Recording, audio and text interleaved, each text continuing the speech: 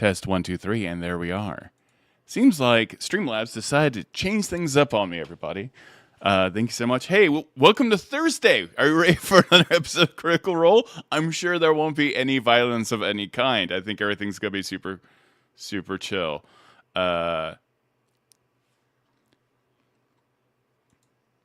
I will not be streaming. Yeah, I see your question in chat. I am not streaming tomorrow. I'm not going to do a recap because of the general strike tomorrow. So, yeah. I am very much in alignment with Critical Role and their feelings on this.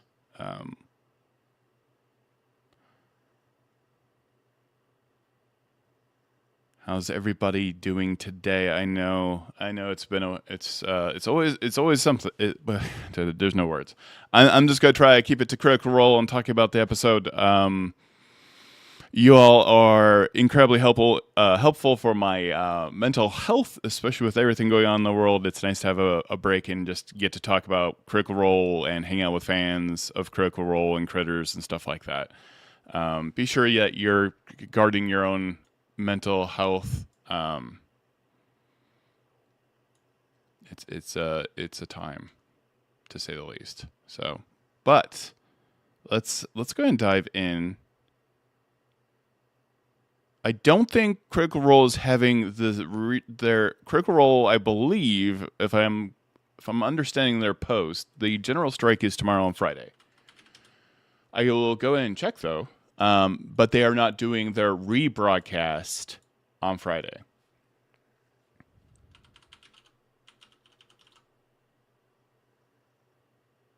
Do I have an audio delay of some kind?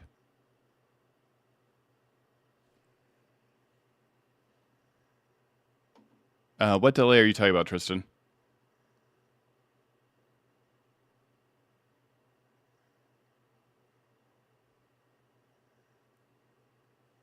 Are other people hearing a delay as well? That's what I'm wondering. I just want to make sure that I don't have an audio delay.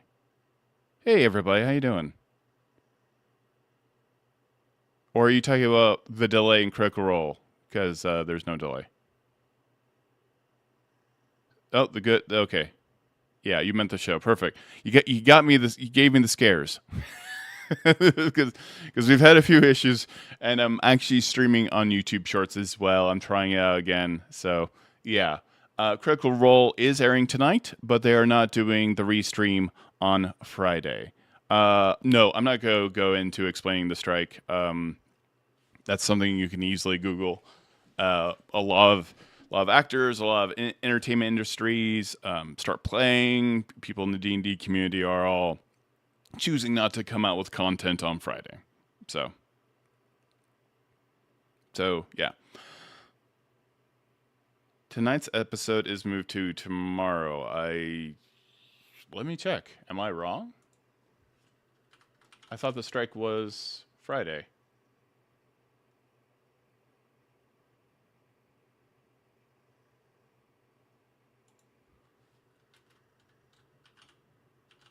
Because if so, I will shut it down.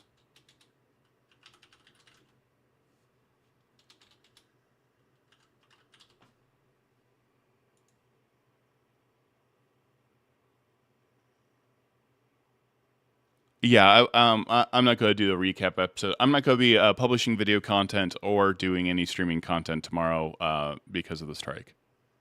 You misread the email. All right. Hey, man, that happens to me all the time, you know? Don't feel bad. The number, I get stuff. I mean, it's a lot to take in, everything that's going on. So please do not feel bad for misreading an email of all things. Everyone's doing their best. So I get it. I need to see that bigger. Okay. Looks like it's working. Am I feeling better? Yes, I am feeling significantly better. Thank you, everyone. Hey, welcome to the pre-show for Critical Role. I love doing this. This is a really great opportunity to hang out with critters from all over the world talking about Critical Role. We kind of have a mutual excitement for every episode of Campaign 4. This is one of my favorite things to do. I've been covering Critical Role since Campaign 1 for 9 years now, interviewing Matthew Mercer and the cast of Critical Role. I just interviewed them about the Mighty Nine and about the animated series and about Campaign 4. I've interviewed the entire cast. And I'm going to keep on doing all that. I love covering Critical Role, and what a wonderful bunch of people to get to cover. There was a fantastic video today that came out on Vanity Fair. I know this is ridiculous. Every time I feel like, hey, you guys made it. You made it. We've made it. Yay, we've made it. Everyone's doing great. It happens like, hey, it's a sold out stadium. Everyone's doing great. And then the Vanity Fair thing was amazing. Brennan and Matt Mercer talking to each other about game mastering was so wholesome and kind of like game master therapy. I really, really appreciated that entire episode. I highly advise you go check out that variety. It's like actors on actors, but it's game masters on game masters, essentially. I thought it was really fun. I really enjoyed it. So, yeah, what a fun video. It just made me kind of grin because all of these things kind of happen accidentally, and I don't think people understand to what extent. The fact that I'm even covering Critical Role is almost random. Because I've told people before, I just happened to interview Matthew Mercer at Emerald City Comic Con, and I was certainly aware that Critical Role existed, but it had not like gone absolutely wild in the way that it has. And so those were early days, and it was such a wonderful and fun interview. And by the end of it, we took a prom photo because we thought everyone just takes really boring photos at these journalistic, like, because I'm a journalist.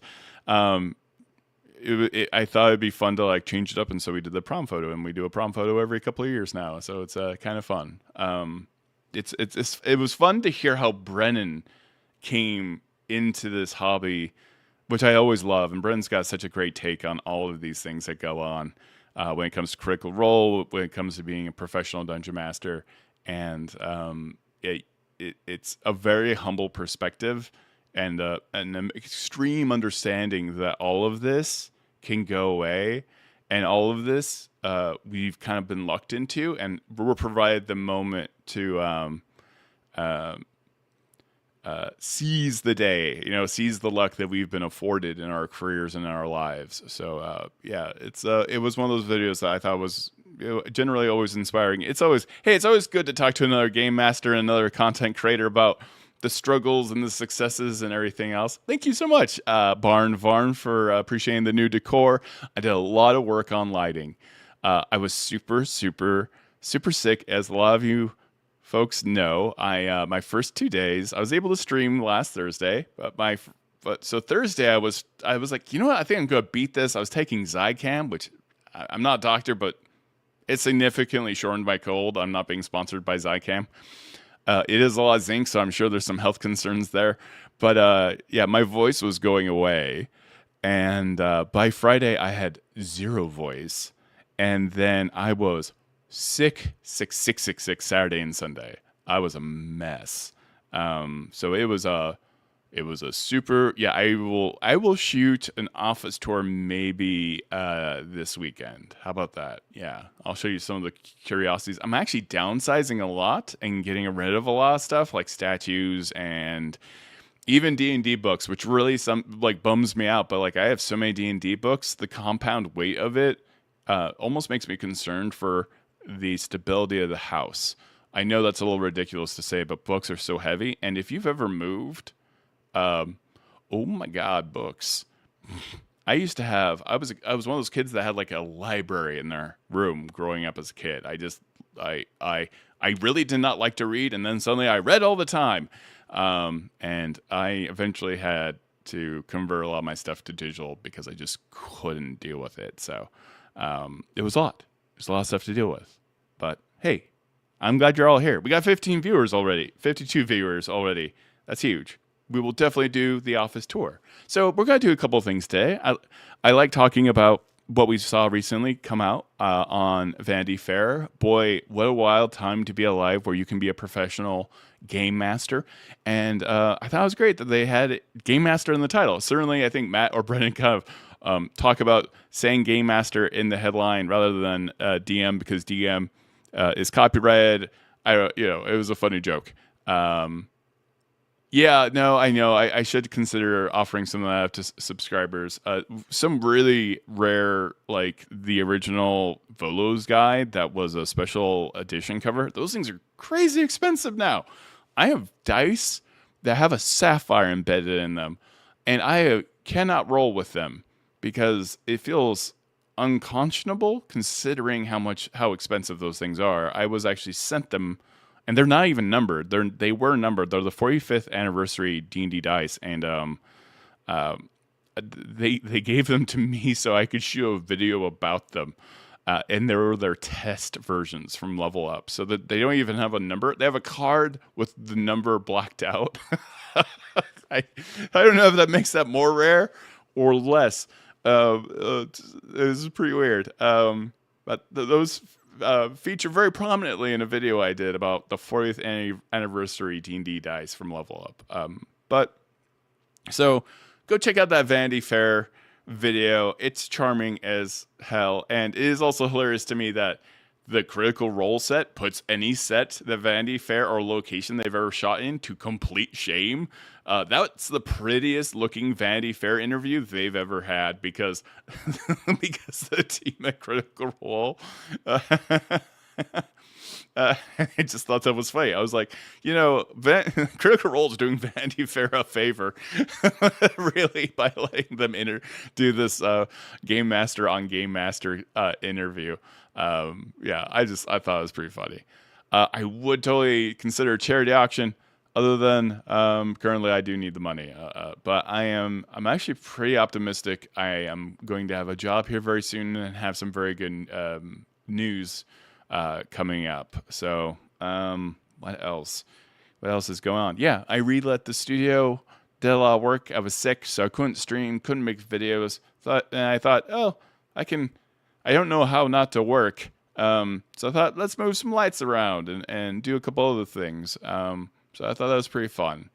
Hello, everybody. And feel free to, when you come into the chat, say hello, everybody, and say where you're coming from. Yeah, thank you. I appreciate the luck for sure. It's been 2 years with very little luck. So a little bit more luck would be totally awesome. Let me know whenever. We got 57 people so far. I think the video is doing well. Let me know if you want to jump into kind of a recap of what we've been seeing. I am also planning on doing a video, so I have to have my own friends remind me of things. Thank you for being here, all 62 viewers. Our first pre-show was episode 1. It feels like a billion years ago. We did a pre-show right before Critical Role. Critical's first episode 1. It was like a 2-hour live stream, and I'm going to do a video about that first pre-show because I had a lot of speculation because we knew very little, so it's going to be what I got wrong video that I think is going to be pretty fun. I thought Vaelus was a god, like an elven god, and that their wounds were from being attacked during the uprising. So fun little things I got wrong, and there's a bunch of things I got right. And I still suspect someone in the group could potentially be a god. So yeah, watching from the couch this week. So chatting is hard. Hey, no, totally get it, man. Yeah. Hang out in the chat. Hang out in the chat. Sit back on the couch. Watch the TV show. Hopefully this is a pretty image for the TV.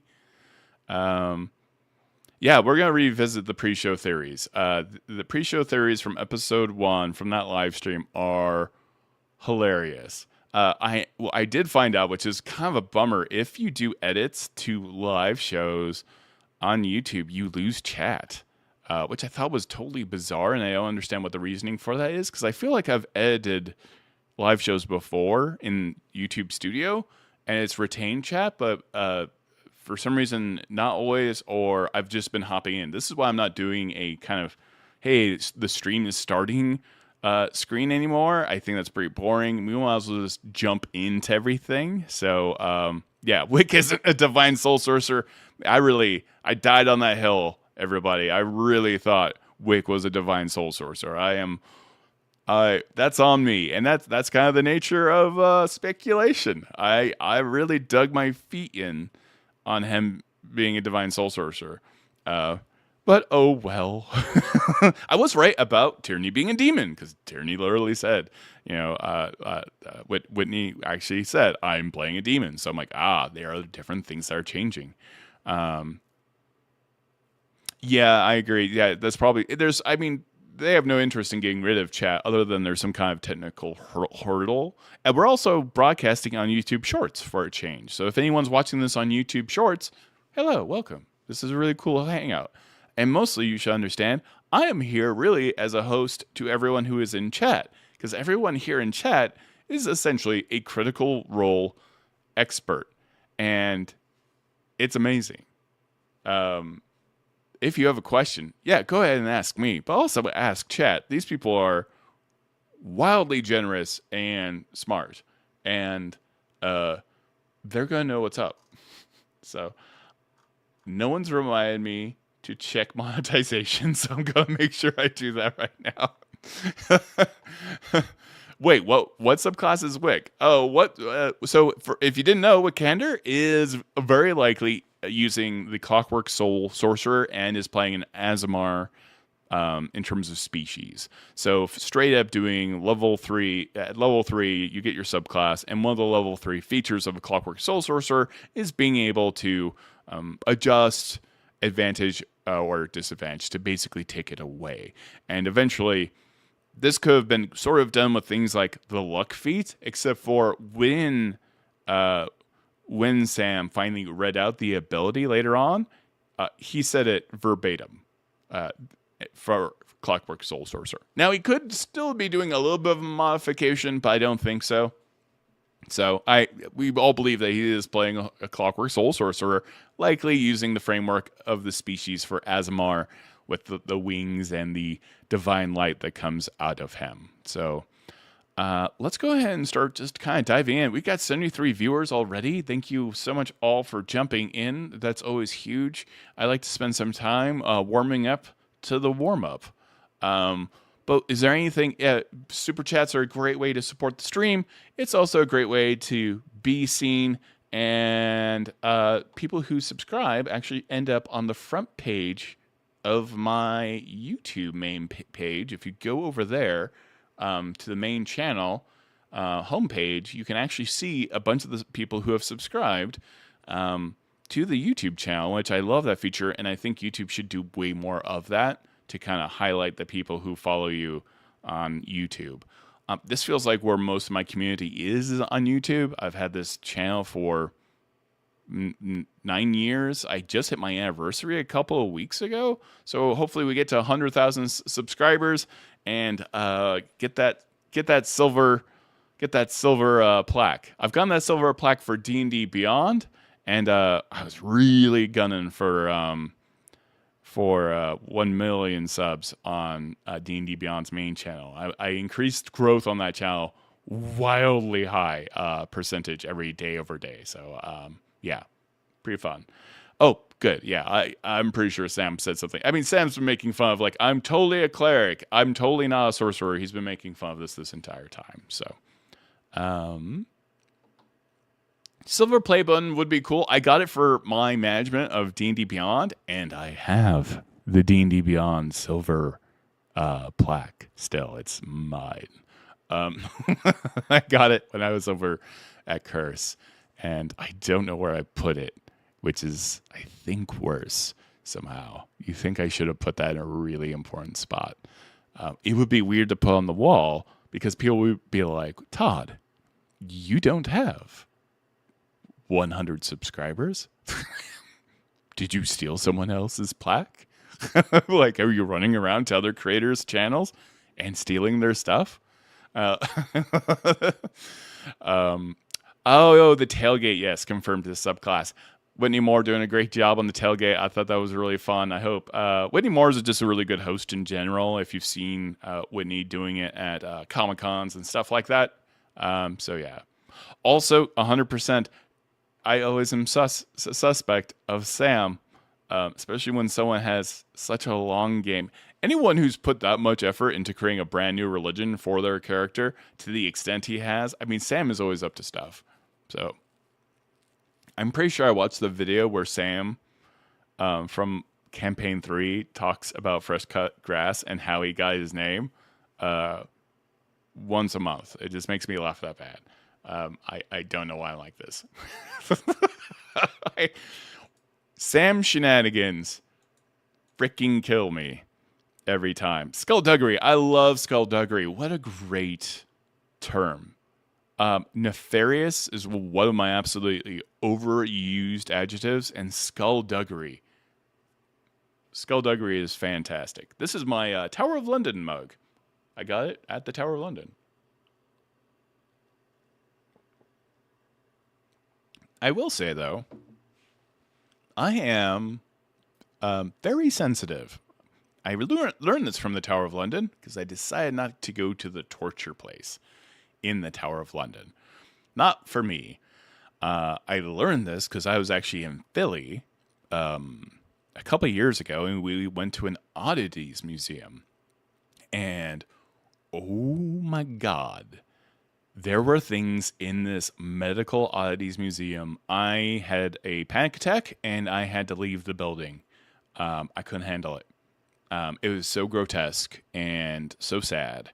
And I just was overwhelmed because they had a lot of things in jars and things that were mummified and stuff like that. And I just was horrified at the suffering that kind of was on display at this oddities museum, this medical oddities museum in Philadelphia. And I just had a panic attack. I had to leave. The one thing that helped me is when I went back in, I think, the mutter.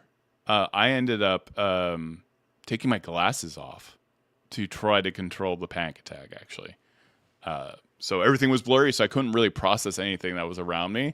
And I just kept on walking around as if everything was fine. It's weird, the things that kind of get you. Another weird thing, sorry, this is a weird tangent. Another weird thing is rats. I love rats in Dishonored. I love rats in video games.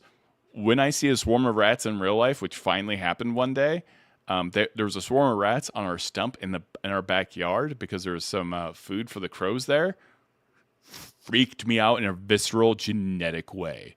Like something instinctual, Neanderthal way happened to me when I saw that. Horrifying.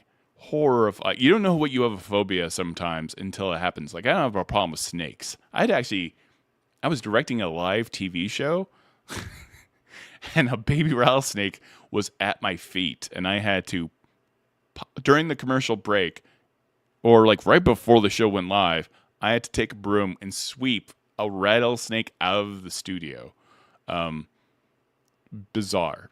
So, all right, we are at 4:28. I think this is a good time to start jamming into talking about all the things that are going on for the previous episode. So if everybody's ready, we got 103 people already. I don't have a high-pitched scream. I think my scream is really bassy. I'll do Australia. Australia, you and your monsters. Every time I hear a story about Australia, I'm like, no. No. You're right. Yeah, anything that. But I love crows. I love crows and ravens. I love corvids. I'm pretty obsessed. So let's start.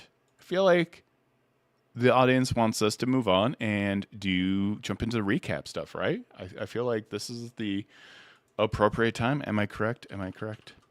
By the way, thank you all so much for being here. If you are new here again,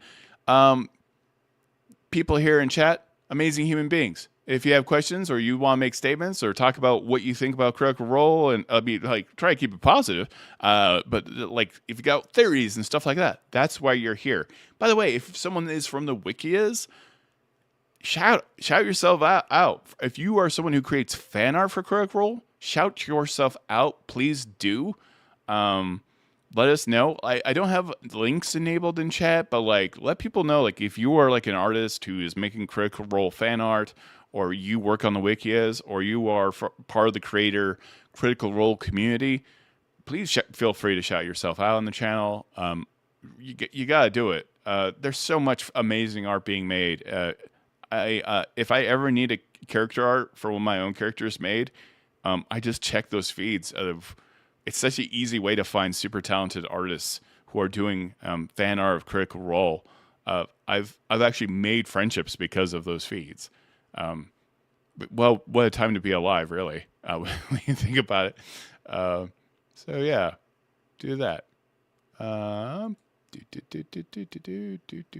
Sorry, checking stuff. How does this work? How do you work?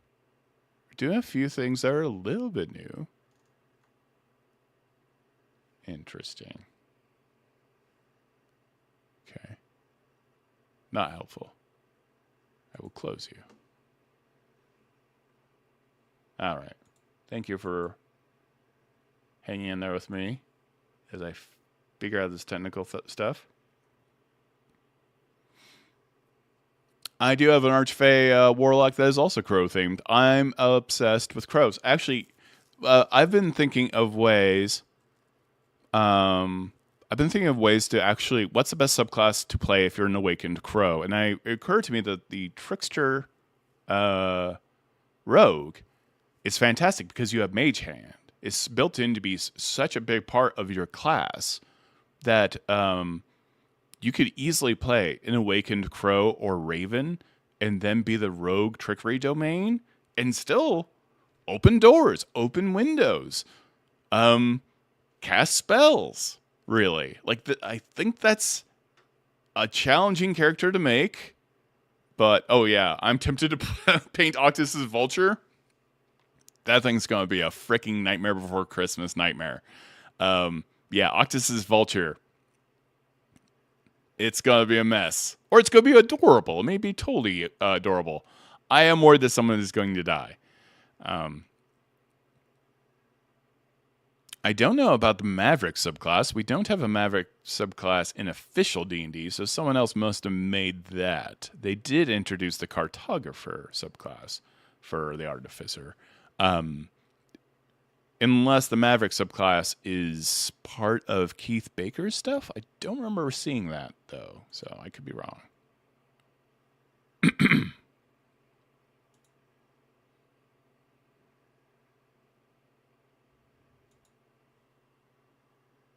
All right, let's go ahead and start to dive into the everything of everything. Looks like everything is going good. And by the way, yeah, shout out if you're coming from YouTube Shorts. Let us know. I want to know if it's, I mean, frankly, worth it to stream from YouTube Shorts. Otherwise, I'll take that bandwidth back, 100%. If I was playing an Awakened Crow, I can tell you 100%. You know what? My crows don't ever hit our windows. For some reason. We've had, like, sparrows sometimes have trouble if it's too bright. Stuff like that. I've actually nursed birds back to health when I was a little kid. Every once in a while, a bird might hit the glass, and I would... I actually had a saved nest. I would nurse them back into health. In a safe wooden shed type location that they wouldn't get too hot or too cold. So, yeah. I think this is the Seekers group.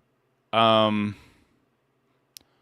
I don't know how prevalent combat is going to be with the Seekers group. They are dealing with this house that is coming from Cloud Giant blood that are really into going right from yellow to red.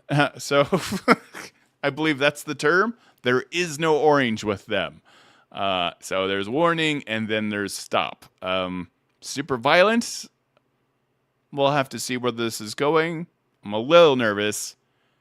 It'd be It'd be interesting. I thought for sure someone from the soldier's table would have died. I could see someone dying. We're not going to know until it happens. So yeah, I don't know. We can always speculate as to someone is going to die in these episodes. You never know. I don't know if we're in a big enough cliffhanger. It does seem like a very lethal situation they are in, but I think this is where they really need to talk their way out of it. I got a lot of concerns. So let's go ahead and jump in and do a little bit of a recap real quick, if that's okay. So everyone's kind of aligned.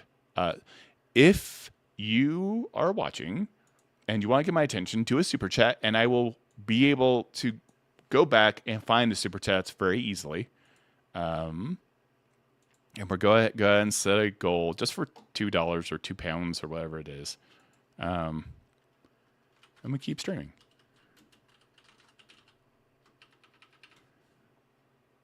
I'll go ahead and put that up. And then let's go ahead and go over an overview. Thank you. 123 people are here in chat. That is, what is that? That's like 5 classrooms of people. 5 or 6 classrooms of people are right now in chat who are Critical Role experts and enthusiasts. These are the folks who make me look good. Everyone here in chat, thank you for being here. Thanks for hanging out. Thank you for your generosity. And thank you for being entertained by this quirky Critical Role interviewer and content third-party creator. I don't know how you put it up. I don't know how you talk about it. I love Julien. I love watching Julien. Julien in this environment is hilarious. And Julien handling being suave, but also a big old jerk last episode was so funny. So, I'm an art teacher with 35 kids per class. No. Too much. Too much for art? Of all things, art has 35 kids? Ugh. Yeah, I am feeling better. Yeah, it was rough. I got overly confident when I was sick. I was like, yeah, I've got this nailed. And then I coughed in the middle of the night, and I thought about going to the hospital. It hurts so bad.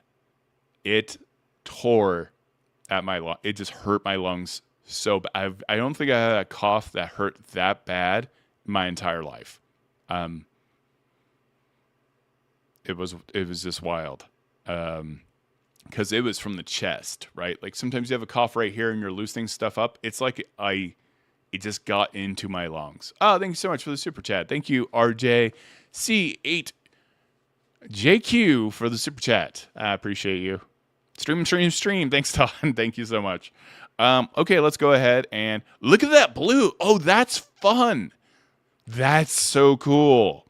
If you notice my screen right now, it's very blue tinted, and this is a feature to me, not a bug.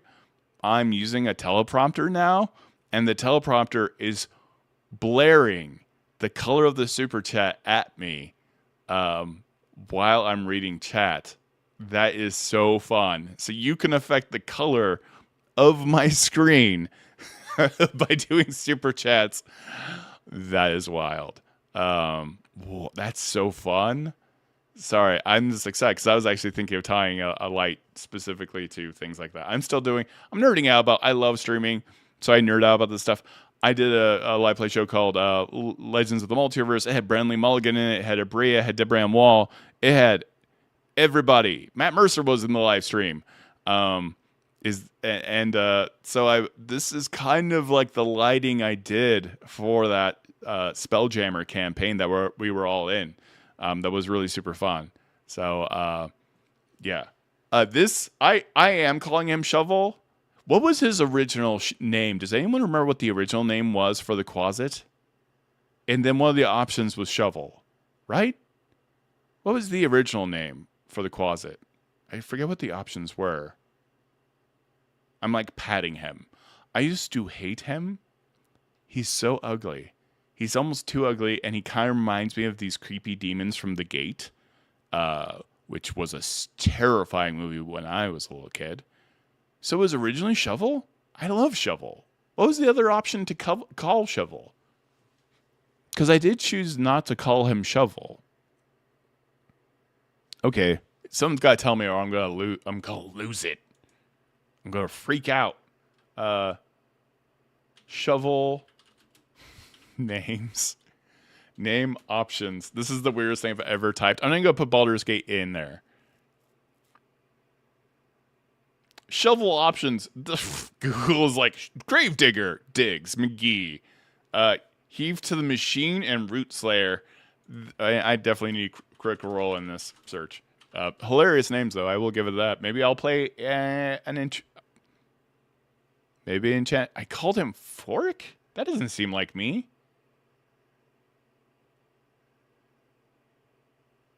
Maybe I did call him Fork. Oh, yeah, I should get a cute hat for him. Oh, yeah. Hey, everybody, try to... There's got to be a cute hat on Etsy, right? If you find a cute hatsy, Todd, what is happening? Yeah. Let's find a cute hat for Shovel. Maybe we'll get him like a red cap, because I love red caps. I'm kind of obsessed with red caps as a creepy Scottish fae folk. Hey, you haven't missed anything other than we got a new setup. We are about to get into the recap right now. This is kind of our warm-up to the warm-up. We talked about the Vanity Fair video. Thank you, Ziggy the Bard. Are you still going to be watching the show? Just not going to be in chat actively? Some people are sitting on their couches. So, yeah. Red cap on a green closet works very well. Red and green. A straw barbershop quartet hat would be very upsetting. There's gotta be, right? Etsy has to have a very specific Fae and Demon. I actually have a beanie that has horns in it, of my own. Someone makes those on Etsy, and I love it. I don't wear it around, but because I have a giant head and it overheats. But that's the struggle of being 6'5", everybody. Wow, fork and basket. Not my favorite. I do want to interact more with Shovel. That's worth a playthrough again, just to hang out with Shovel. I know that makes me weird. How much NyQuil have you had tonight? None. I did have a lot of Mucinex. I took Zicam. I didn't take Afrin. And Advil and also Tylenol. I got a horrible headache on that cold. That cold knocked the crap out of me. So I'm never going anywhere without Zicam, and you know what? I don't care if people look at me weird. I'm just going to mask up when I'm in large crowds. I just hate it. I hate getting sick. Though I do want my immune system to also be bolstered. It's kind of a weird damned if you do, damned if you don't kind of situation sometimes. So, yeah. You always rename Shovel Basket. I love Shovel. Shovel's fun. I feel like Shovel should have been one of the options. Okay. Well, let's get into the recap. I don't want to make y'all wait all day for this. I should call it the Red Cap. Maybe Saturday I'm going to start calling it the Red Cap. The Red Cap. The Red Cap The Red Cap re. And if you are, hey, we got 136 viewers. We are going to do, I don't think it's going to be a stream. I think I'm going to do a video making fun of the very first pre-show we did. I think it was October 2nd, the very first episode of Critical Role. You may remember we did a 2-hour pre-show right before the episode where we speculated what would happen in the episode and within the entire campaign. One of those silly things I suspected was that Vaelus was a god, an elven god that had all the wounds from being a god and from the kind of usurper rebellion. I mean, everything that basically happened. Vaelus had all their scars from being a god that was taken down by mortality. That might still be true, but I was very wrong. I was wrong about a bunch of things, like Wikander being a clockwork soul sorcerer or a hexblade warlock. So I've been wrong about a few things, but I was right about a lot of other things as well. So yeah, it's gonna be a fun video. It's gonna be tongue-in-cheek, and I'm gonna be making fun of myself. I don't think it lends itself to a live stream because I need to take clippable moments, or I'll make clippable moments that I play during the live stream. I think it's always good to humble yourself whenever possible when it comes to stuff like that. I literally forgot. That's how my pre-shows started, was with episode 1. I I the I confidentially, my winter was, especially on Thursdays, was really hard, so I couldn't maintain that show every single week. I think we missed like 3 or 4 episodes, but the holidays were not so kind to my Thursday nights and Thursday afternoons. So we'll leave it at that. Life stuff gets you, but you have to make sure you make time for yourself and family above all else, because that's what you got, and your health. So I did stream last week, probably against my better judgment though, when I was sick last week, but because I had no voice for the entire weekend. I'm being a little raspy right now, but we're fine. Okay.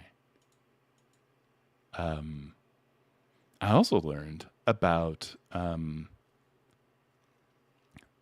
men actually pitch their voices up, and I learned exactly how we end up doing it over time, and that becomes our default, even though our normal voice tone is much lower. There's a kind of thing where guys who are very tall try to make themselves smaller to make people more comfortable, and sometimes that comes from how they speak and how deep their voice is, and it's something I'm trying to work on. And also our physicality and how we hold ourselves when we walk and when we stand, even down to hand gestures, which is really weird. This is a weird aside, but like I used to put my thumbs, I think I still do, inside my hand. It's just very passive behavior to try to make other people comfortable, because you're 6'5". Like I will walk on the other side of the road if I see people coming on to a sidewalk who I think might be threatened by a giant 6'5" person with all black clothing. I definitely did that during the pandemic.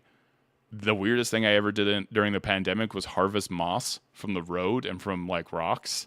And so I had this weird metal spatula they use for like flipping burgers to get the moss.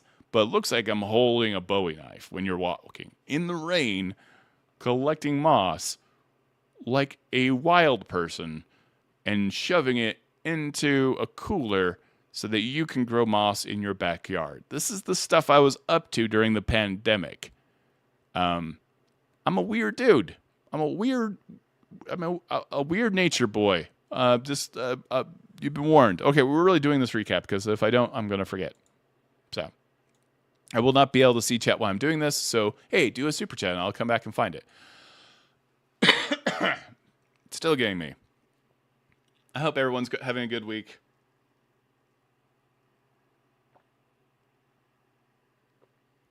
Being 6'5" on a plane is the worst thing every time, and I'm going to be very serious. I don't have trouble with people.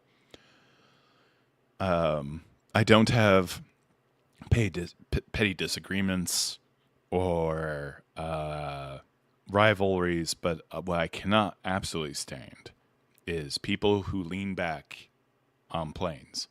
I am 6'5". I'm 6'5". Please, if you need to recline your chair on an airplane, look behind you. Look how tall the person is. Maybe you can ask them, hey, are you okay if I recline my chair? Because I've had someone recline their chair and just crack my kneecaps, just right into the bone. Like I almost thought they were going to break my kneecap because they did it so aggressively. Some of these planes, I think the main Irish airline, whose name I will never say again because I get it wrong all the time and it sounds like something else, has the least amount of legroom I've ever experienced in my life. And that's saying something. So international travel, not my favorite thing. So let's do the recap.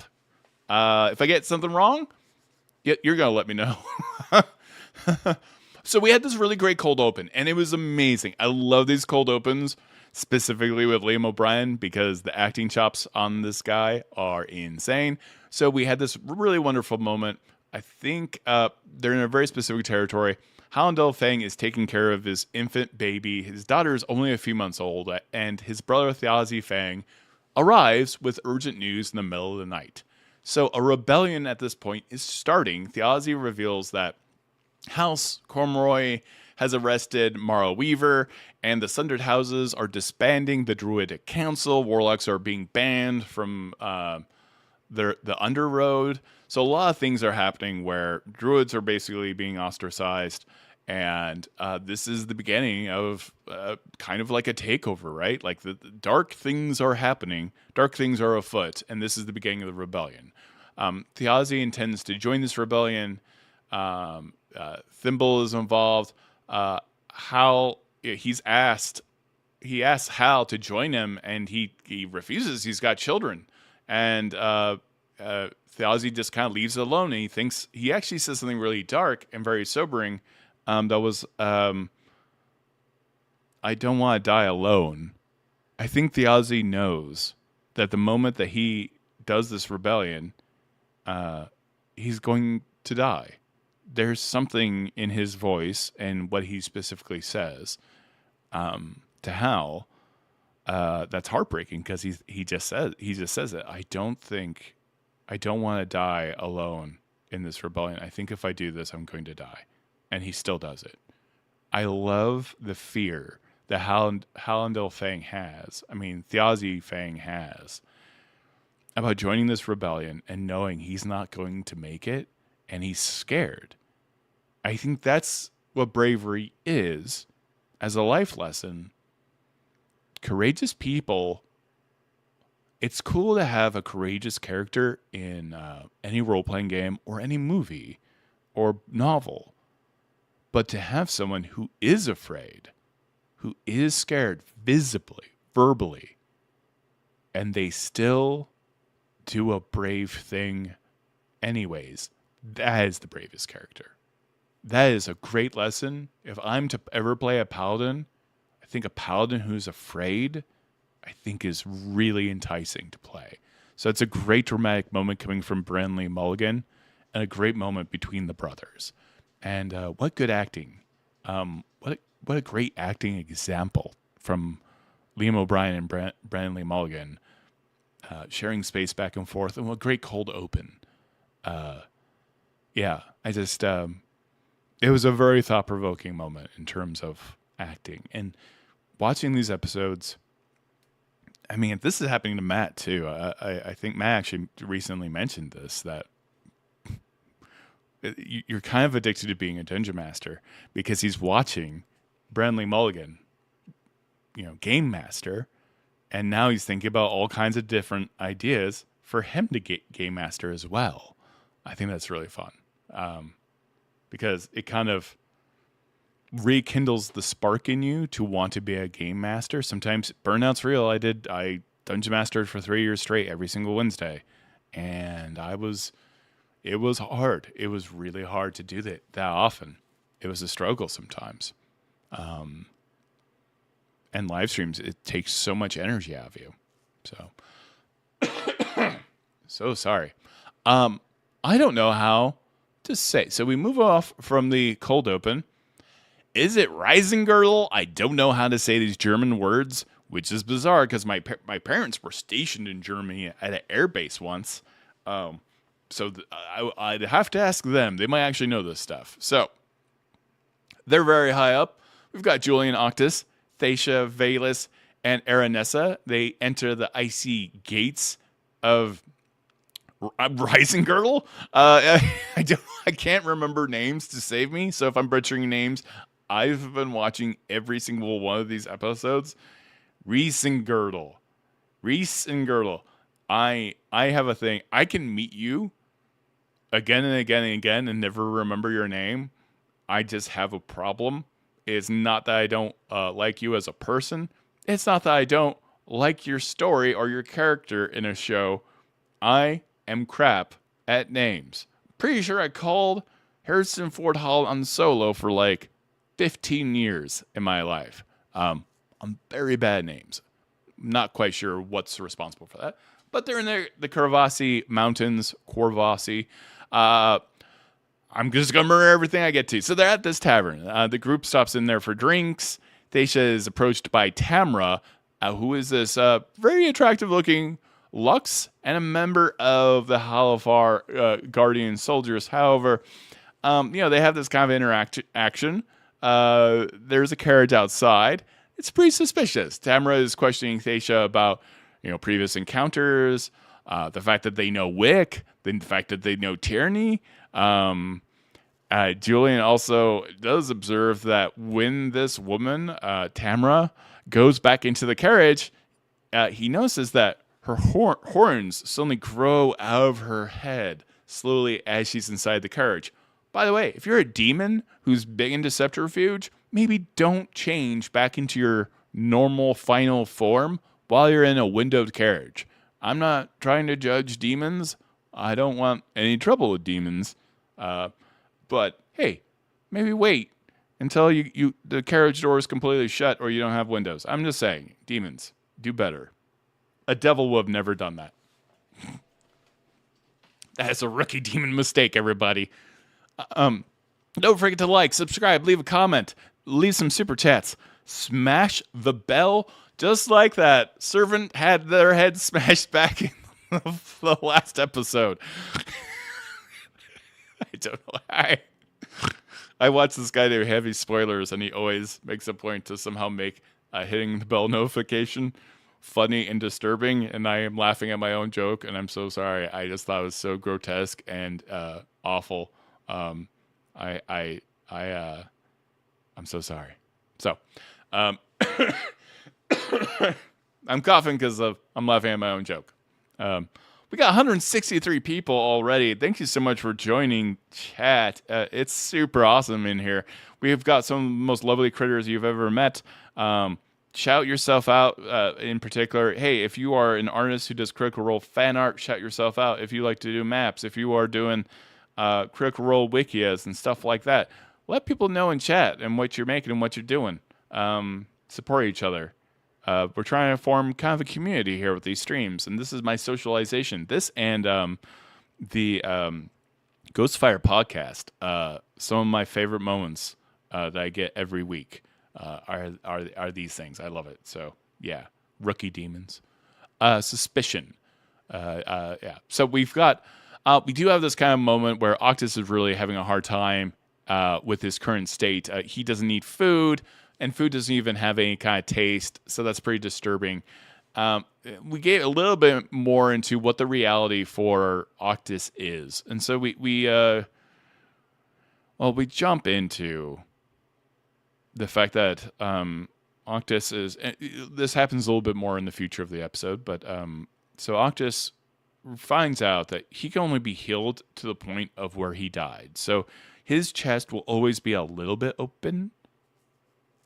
I am muted for those in chat. I was muted at the very beginning, but I think everyone can hear me well right now. So if you think I'm muted, you're probably at the very beginning of the stream. We are still live. So, yeah, Octus unfortunately found out that because of his undeath, he can never be healed past or ahead of the point where he was murdered. So his stomach, his chest is always going to be slightly open, regardless of healing. Now, what could be done with mending, and Thaisha managed to do this for him, is using mending as an object. So technically, it worked on Octus's body, so Thaisha was able to kind of sew up his chest cavity and his internal organs and his stomach. It was so horrifying to hear Octus mentions moving his stomach, and he can feel it pulling on his throat in the back. It was so disturbing. I kind of wanted to gag. That was gross. I don't need in my brain to imagine what that feels like. I don't need that knowledge. I don't need that inside of me. So thank you, but no. Great description. Brennan Mulligan meant when he's talking about disturbing stuff. They showed that in the Vanity Fair video. They showed that clip of Brennan again describing Julien seeing his father as this hand goes into his father. spectral hand grabs his skull and pulls his skull and spine out of his body. Horrific body horror coming from Branley Mulligan. I hope people at Vanity Fair were like, too far. Too far. I would love to have been a fly in the room while Vanity Fair photographers and reporters were sitting there listening to these clips and these stories and getting their take. That was amazing. And with Branley Mulligan, body horror, super good at it. Enough to make me want to retch in a corner. Thank you, Branley Mulligan. Or don't thank you. I think you've caused a few nightmares at this point. So Thaisha follows the Halavar carriage to the Candescent Creed Cathedral. Hey, what's better than a Candescent Creed Cathedral than one being full of demons? I love the irony. We've got enmity, we've got agony, we got cruelty. It's our favorite K-pop human hunters. Yeah? Yeah. Enmity, agony, and cruelty are K-pop mortal hunters. There's probably a good way to do this. There's probably a more witty way to put this description down. But enmity, agony, and cruelty, the human hunters, I think is good. We've got a lot of non-human people in this. So character hunters doesn't sound right. Help me out in chat. We can get this. We can nail this joke. Chat, I need you to be funnier than me. Come on. You can do it. It's not very hard. We're trying to make fun of K-pop demon hunters. What's a fun thing? Soul hunters? Enmity, agony, cruelty? The soul hunters. Nah, it doesn't sound the same. Demon. You need that kind of 2 syllables. So yeah. Anyways, we'll continue. I will get to the super chats when we get done with this. Hero hunters. K-pop hero hunters. Thank you. Hey, DM Basilisk for the win. I think that's the winner, everybody.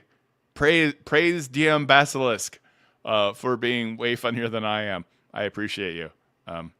This is how I should. You all are like my human chat GPT, which I don't use. But you're my humans. Theoretically. I am technically a meat popsicle. So Sisters of Sin, that's pretty sick. That has to be a band. Shadow Hunters, yeah. So anyways, Julien and Vaelus scout out the Einvassen hold. They discover the missing Royce and Davinos carriages, but in doing so, they trigger an alarm and witness the martial power that is House Einvassen before retreating to their base. So basically, and I'm not quite sure what the trigger was. It seemed like it might have been Vaelus being too close to the carriage at the time when it crossed over through the gate, but an alarm went off and a horns blared, and one of the members of the house, the guards, clearly seems to have the lineage species as a Goliath in terms of mechanics, and got much larger and then laid out the driver with a punch. So these are nasty, nasty folk. Einvassen. Just butchering names since 1977, everybody. Then we get into the next morning. They decide to go inside. So Octus does use magic to disguise himself as Sir Elric Gerzigabald, a vassal knight. He and Julien gain entry to the keep to speak with Lady Ingrid Einvassen. It's a pretty funny moment because it's clear that there was that maybe there's some question as to whether the fact that Julien knew Lady Ingrid or not, or if Lady Ingrid knew her. I think the issue was pointy elbows or pointy shoulder blades, and that she's really insecure about it. I can't remember if it was shoulder blades or elbows. I'm sorry. I need to take better notes about people's insecurities as NPCs, but it was a really charming, weirdly moment. So yeah. Ingrid claims that the carriages were impounded because of a traitor. So they were warned basically that this these carriages had either an assassin or some type of traitor in there, and that they were warned from House Royce, which is not true. Julien realizes that this is a letter that theoretically was signed by Raymond Davinos, but it is actually, in fact, a forgery. So they were set up.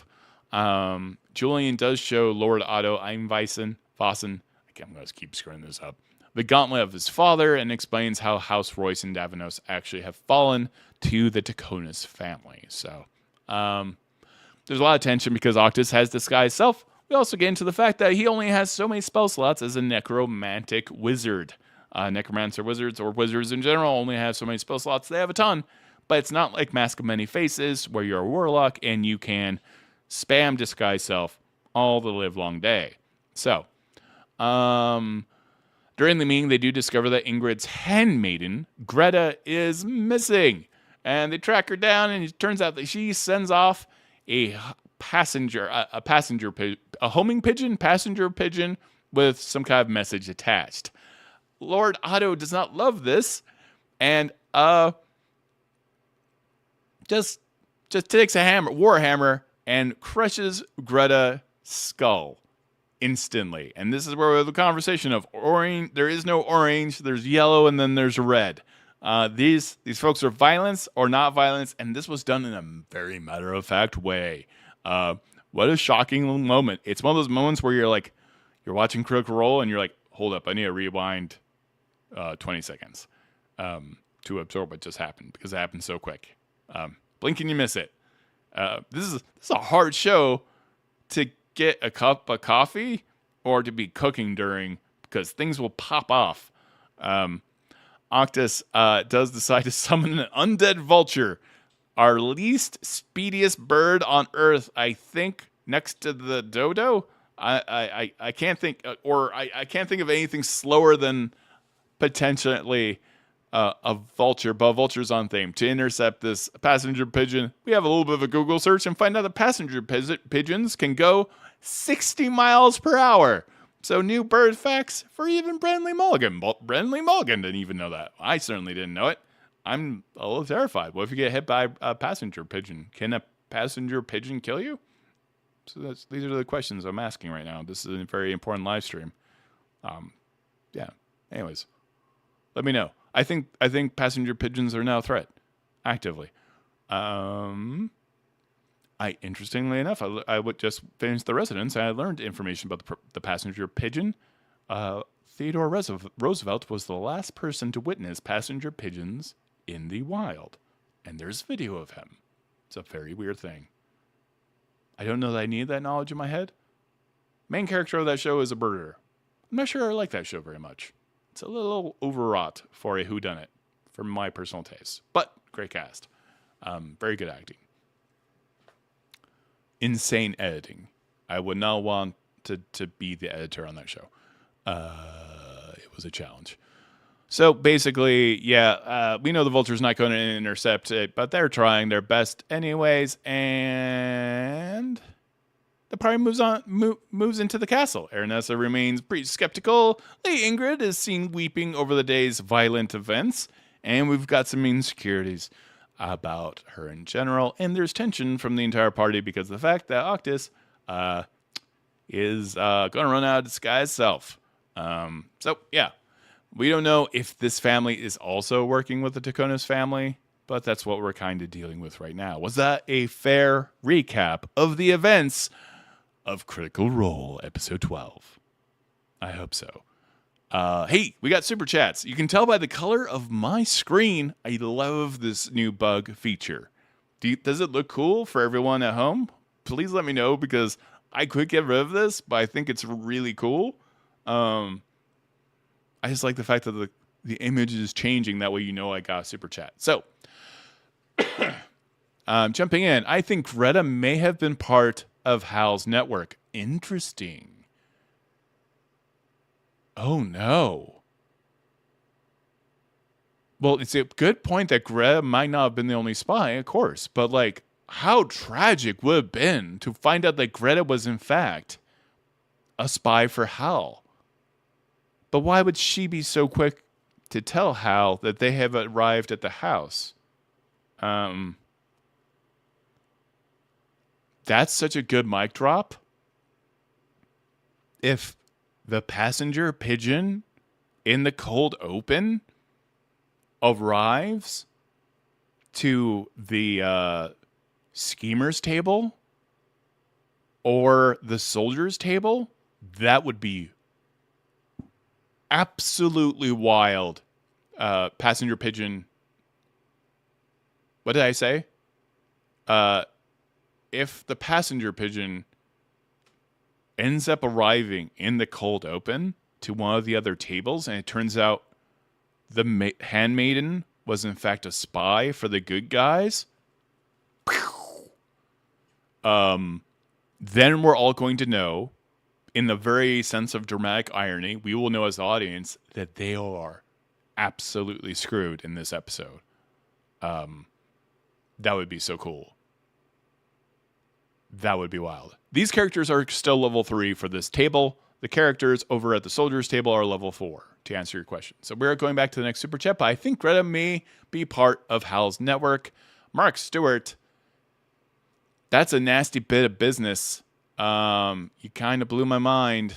This is why we have giant super chats. This is also why we have 188 people on the coolest live stream ever. Next to Critical Role, but Critical Role is the best stream about Critical Role. So be sure to check out Beacon as well. I love Beacon. Long live Beacon. I'm looking out for super chats. We got another one from Saft911. Thank you so much, buddy. Arguably, the gore of Octus issues and body horror therein relate is perfectly in line with D&D. Here's some money for the pre-show. Thank you so much. I appreciate you. I appreciate you. Yeah, monetization on YouTube's pretty terrible, but super chats keep the engines running. So thank you so much. Yeah, the gore is a lot, and yeah, very on theme. I think one of the best iterations of D&D, obviously in film, is Dungeons and Dragons: Honor Among Thieves. If that had a rated R rating, that would have been also interesting. But I feel like the humor, perfection. God, if they did I could see them directing a live-action Vox Machina. Yeah. I know Critical Role tends a little bit more serious than, say, the overall vibe of those directors for Game Night. Both, God, what a wonderful team of people. And I actually got to chat back and forth with the directors for Honor Among Thieves. Wow, what a different day that was. And we've got, Staff911 has been a member for an entire month. Thank you for being a subscriber and a member for a whole month. Critical Role for the Critical Hole. That's amazing. I don't know what to say to that. Mark Stewart, again, another super chat. Thank you for being so generous. $10 super chat. Hi, Todd. Great to hear you are a bit better. I'm a lot more than a bit better. I mean, family and life stuff. But my physical health seems to be doing a lot better. I'm getting over that cold. So I have a suspicion that the Seeker's table could be in a lot of trouble with Octus being in the group. I feel the trap may have been sprung. I agree. I think we're all pretty dang nervous right now as a collective group. Yeah, I'm scared. I'm a little bit scared. Thank you so much, Mark Stewart. I agree. I think I love the tension of a spell that's going to go away. All right, that's all the super chats we've got so far. We are up to date. You can see the colors waving by the screen, by the old TV. Yeah, so much. Yeah, the internet searches during the show about how fast a passenger pigeon goes, I thought was pretty fun. I don't know why I love stuff. Hey, Todd, did the Halavar demons infiltrate at the same time Ashley crossed the threshold, setting off the alarm? That could be possible. So, we know that it was not necessarily divine sense, and there were no statues that were kind of shouted out. So it was interesting that we had an alarm system that was not related to the statues that were being created by the Tachonis family. It seems, if this was triggered by Vaelus, so if the alarm was triggered by Vaelus, it would have to be protection from evil and good. because it will warn you about Fey, Fiend, Undead, and stuff like that, which is kind of weird for protection from evil and good, and celestial creatures if they cross a threshold. That can be a warning system, but it's a good point that the demons, one of the three demons, could have been invisible and moved through the gate at the same time, or was hidden in the wagon at the same time when it crossed the gates. That could be true. No, so I'm theorizing what spell or a magical effect was happening to have warned the house and the gatekeepers as to the presence of something. And they said, I think they specifically shouted out something infernal or demonic was in the carriage or the wagon. So that implies that maybe an invisible demon had crossed the threshold while the wagon was going by. So I think it's a very solid take. Or, yeah, good example. I mean, Julian's Shadow is another good example that could be characterized as undead. I didn't hear any mention of statues. I think that would have been an amazing moment because the Seeker's table has no idea that paladins are being turned into stone with basilisks to capture the moment that they use Divine Sense as an early warning system for something from the Tachonis family. And it seems like the Tachonis family are sending these statues to not only safeguard themselves, but also their allies, theorizing.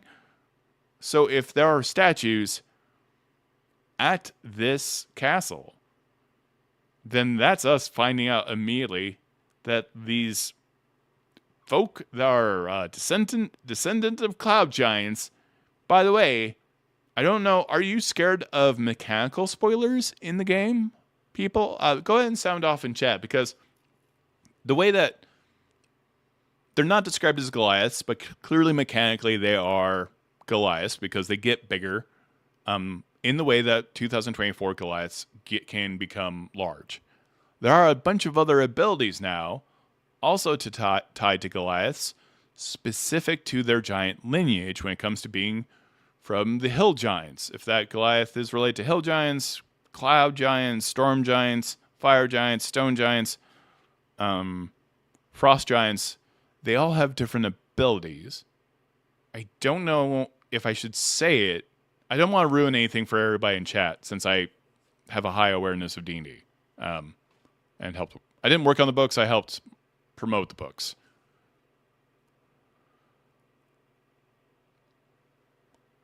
Reskinning, yeah. Flavor is fine. Spoilers are fine. Mechanically, are sure similar to the dwarves doing it, kind of.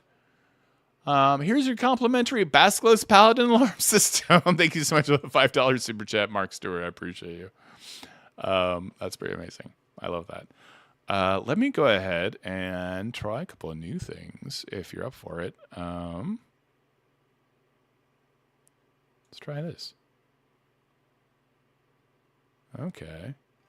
Whoa. Yeah, it did work. So this is, thank you so much for the super chat, Mark Stewart. We do have chat up now in the little corner. We've tested this back and forth. I don't know how readable that is for everybody at home. I can always try to expand it for sure. So, yeah, I have a background in television. I thought I'd try to make things prettier for you all for the stream. I let me know if this is readable. Do you think this is a little too small? Let me know, and I can fix it right now in a jiffy. It's dealer's choice. Todd, I don't mind your mechanical theories. Thank you so much. So, mechanical theory is cloud giants do have these different abilities in addition to being able to become quite large, increasing their size by 1. They get a couple of benefits to the damage they do and stuff like that. But if you are of the cloud giant species, you get the ability to teleport to any location you can see up to 30 feet away. This is interesting because it's not Misty Step. It's not called Misty Step, but it reads exactly like Misty Step.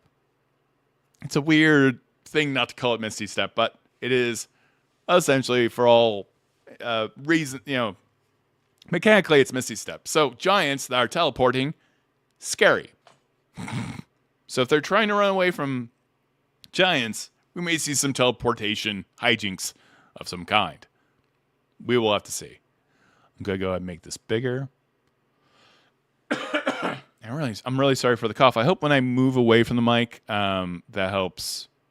It's faster. It's easier to do that than it is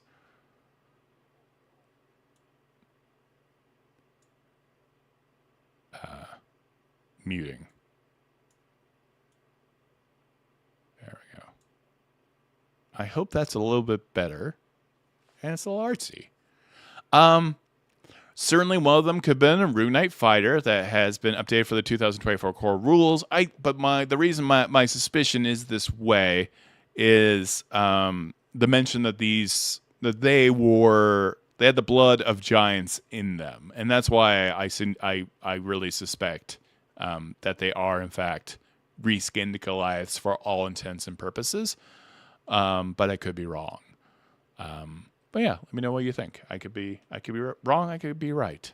It can go a lot of different ways. Vaelus isn't a god. I was wrong. I mean, Vaelus still could be a god, but we'll deal with that another time. We will deal with that.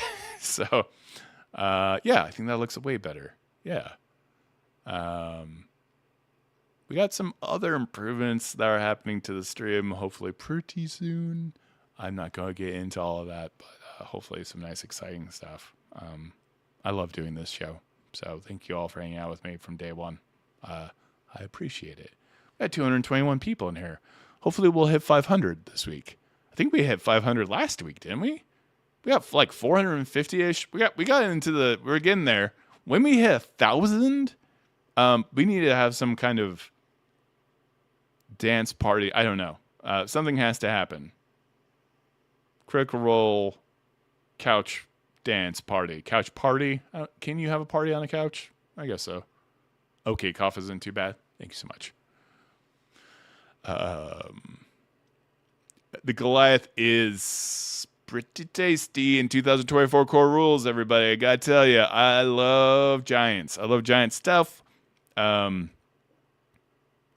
I think it makes sense to have Goliath be able to become bigger and then have a little bit of extra abilities and effects layered in there. Goliath is definitely species most improved in 2024 core rules. Yeah. Jump on the couch? Like Tom Cruise. I can't afford to replace our couch. But good point. Yeah, that's a good example of couch stuff. Yeah. Yeah, it's exactly like the tieflings. They're using the tiefling species to replace for demons. So tieflings typically are related to devils. In this world, they're demons. I appreciate these little differences. They're kind of fun for flavor. I tend to want to play goblins. I think myself as a tall person, I'm drawn to goblins a little bit. But sometimes I just want to embrace my 6'5"ness. We had a big conversation about my height in the last stream. Jacob Malordy and I, we're both 6'5".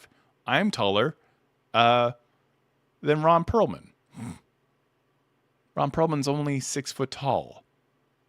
I don't even think he's that tall. He's got a very big face. He's got very large features. But when you see him in Hellboy, he's wearing huge lifts. These shoes are almost unwalkable if you watch that movie. I think Bolaire is suspect number one for me personally. In terms of the whole God stuff, because first of all, like we keep on talking about Chekhov's gun, you don't mention that trickery domain is dead because I've never seen a trickery domain actually, a trickery god be actually dead. So the god of trickery was killed by a bunch of halflings that created masks to kill that god. I think maybe the god of trickery became suffused into these masks and they were separated. So maybe every mask, including Bolaire, is some aspect or some piece of personality of the god of trickery. So that's my assumption. I am really excited. I agree. We're all taller than Danny DeVito. Poor Danny DeVito. What an amazing actor. I've grown to appreciate his Oswald Cobblepot. Didn't love it at the time. In Batman, best Catwoman, Michelle Pfeiffer, and arguably my favorite Batman, Michael Keaton. Level 4 is going to be very interesting. I am very curious. I think Julian's going to do the Echo Knight thing. I'm curious. When did we get that kind of middle episode where they're preparing to level up? I think was halfway through the Soldier's Table, or maybe it was a little on the later end of the Soldier's Table run that they did the hey, if we level up, these are the feats, these are the things we're choosing, these are the magic things. Yeah. Not I've grown to appreciate. We're talking about a short actor. No, I didn't mean it that way. Oh, no. I'm not making fun of anyone for being short. I would hate that if I was short. I don't love it being tall, actually. It's still very socially... I mean, not that I'm ever offended by people telling me that I'm tall, but it is hilarious that people tell me I'm tall as if I didn't know. That's always been pretty funny. So... Oh, it was 2 or 3 episodes before they switched tables. What? I don't know what that means. That's not true. Oh, it was later part of the last fight. Yeah, I do remember that. That's right. Of course, because that's extremely relevant. Good point. Just check in, make sure the stream is going well. Yeah, it's looking pretty good.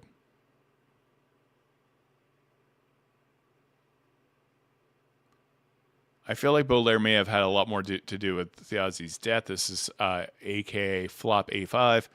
He already admitted to letting Vaelus in the city, hoping she would get to him. Ooh. Then claim he didn't know what she was going to do. Yeah, Bolaire is playing a weird game. Sometimes I buy pants that are too long and they drag on the ground as well. It's very hard for me to find the right clothes. We are at 5:27. We've got 235 people in chat. Thank you so much for joining. I appreciate you. Everybody shout out where you're coming from tonight before we jump into this episode of Critical Role.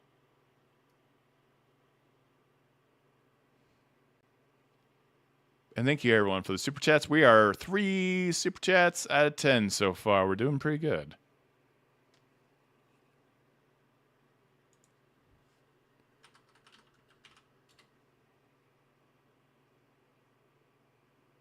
I could see Wick becoming the replacement for the Sun God. I don't know that I want the gods to come back, and I'm still suspicious that the gods were never gods. The weirdness about the Celestials going rabid when the gods were gone, strange to me. The fact that Wikander's powers are order and law as a sorcerer is also very suspicious to me. Oh my god, look at the places all over the world. Chat, all over the world. Critters from all over the world. I hope to see some of you at Gen Con. That's probably going to be the next convention I actually attend. That's insane.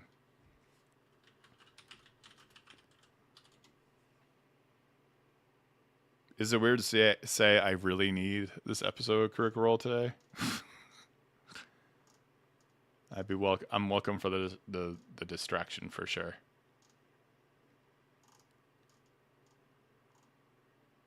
And thank you so much for so many people. 229 people in chat right now. I appreciate all of you. Thanks so much for joining. Very kind folks up here. Oh, another super chat. Thank you so much. Sorry, I looked down for 5 seconds. We've got possible double agents. Bolaire, Azune. Yeah, Azune, I'm worried. Kattigan. Kattigan's...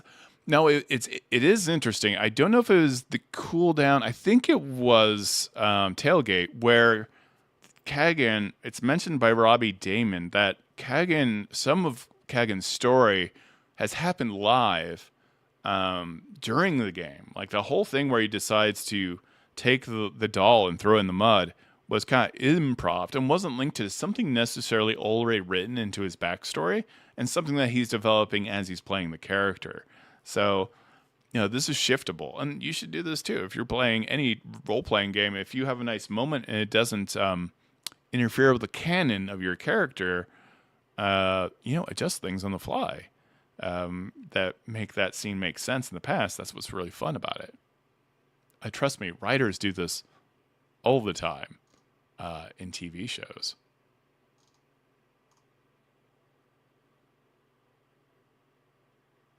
You're watching on two screens. Hey man, if you're gaming the system, to get away from the advertisements, I have considered turning off the advertisements. I'll take a look at how much revenue I actually make off the advertisements, frankly, and if it's not much at all, let me know if that would be something that you all would be interested in. Me turning off ads. If I'm making enough off subs and super chats and gifts and stuff like that, I definitely consider turning off the revenue from ads during live shows. Yeah, you got me a little curious about stuff, so I'm going to check something out. I'm not going to do too much of a deep dive, but I really don't know how valuable YouTube advertising is on streams, personally. I mean, on anything, really. Let me go back. You kind of get the gist of it. Thanks for hanging out. Thank you for all the new people in here. 230 people. I know. I hate ads too. It's rough. I will get to the super chat in 1 second. What player characters' backgrounds are you most excited to see continue to play out? I am intrigued by Kattigan. I have a pretty good beat. I think there's more to Julien than we know, and his relationship to Hal, I think, is more complex than maybe we've seen. Got a pretty good beat on Thimble. We've had good moments with Thimble. I think Bolaire's got me. It's very curious, certainly. Yeah. Kattigan's a bit of a mystery box. Things with Vaelus I love. I love the cold open with Vaelus and seeing Vaelus's childhood. So I did enjoy that. Yeah, I don't have... So it's automated on YouTube for the advertising. That's not me pressing a button or anything. So let me go ahead and check. We got... Oh, wow. This doesn't even count that? We've got 74 live viewers on YouTube Shorts. That's fantastic. Thank you so much. Everyone on YouTube Shorts, sound off in the chat. Well, that might be hard for you to do, being on your cell phone and everything. I don't know how difficult that is, but thank you so much, everyone on YouTube Shorts. That's fantastic. I appreciate all of you. Thank you so much for joining.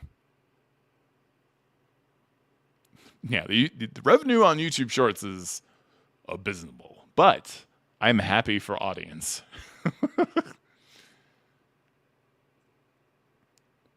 Oh yeah, that voice is a little gravelly.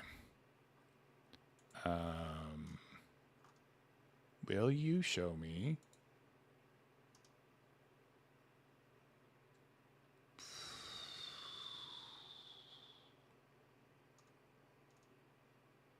I'm not going to say what the number is, but it is pretty terrible.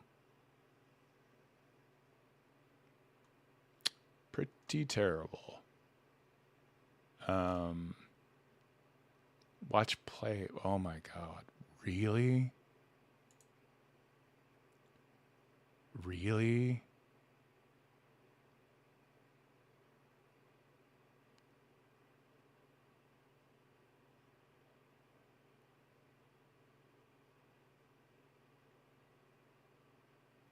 Wow.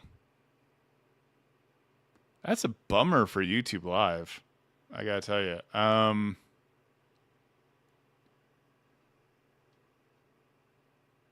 Thank you so much, Mark Stewart, for Super Chat. Vaelus and Tyranny's backstory will be interesting. Mostly Tyranny, we don't know. Yeah, we don't know enough about Tyranny. I mean, Tyranny's back, but Tyranny is only a few weeks old, right? Or a few months? It's very crazy right now. Don't forget the recap.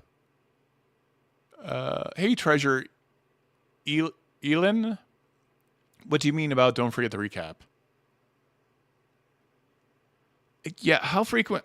Well, I am a little concerned because I want quality of life for everybody. I know how bad are the advertisements. So on Twitch, I think it's like, man, I'm on Twitch and I see like 3 ads in a row.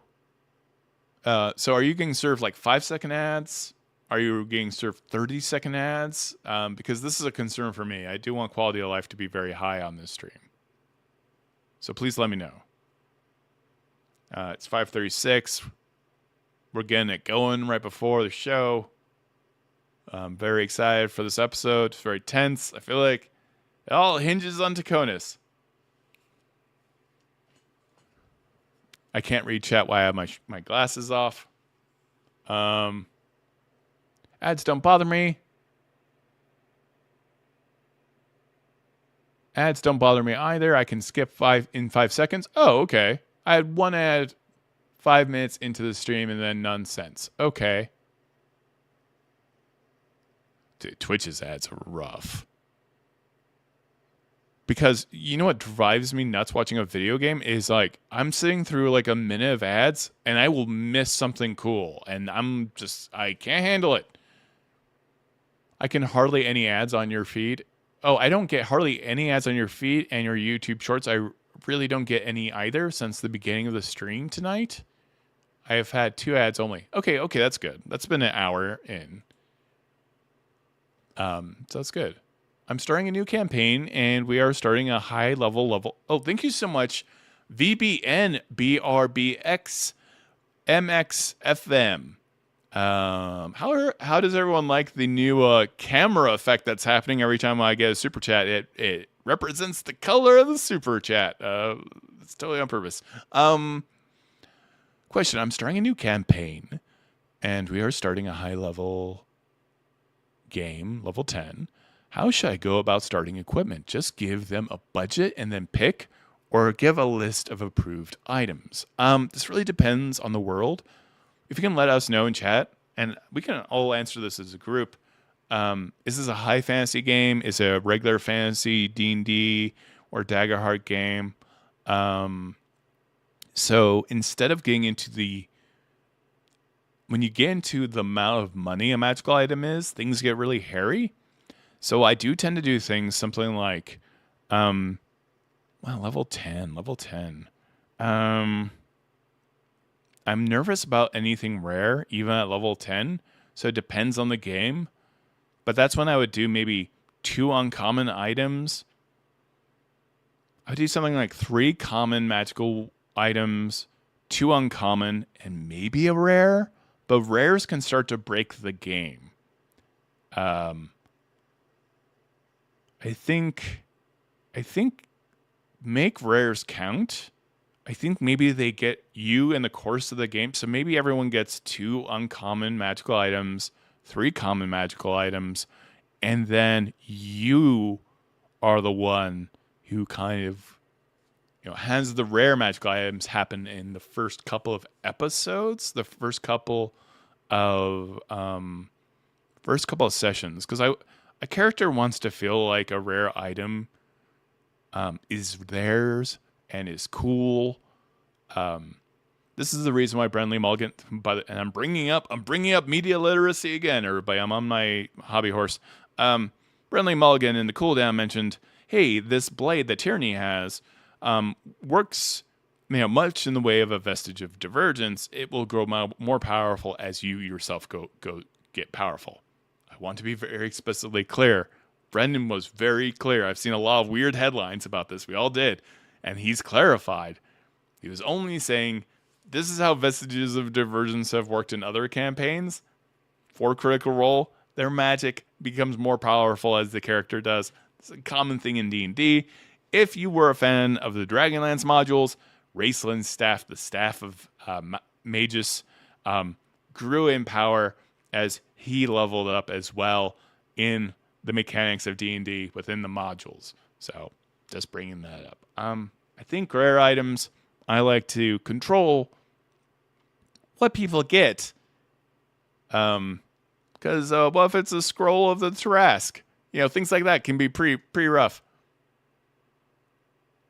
And again, this world is not tied to Exandria. They've been very clear. Sometimes a cool headline is a cool headline, I guess.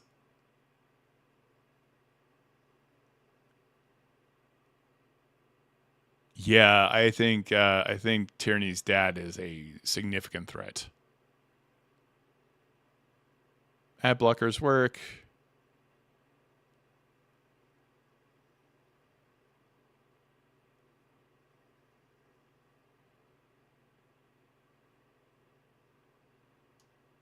Oh, Twitch Turbo avoids all ads.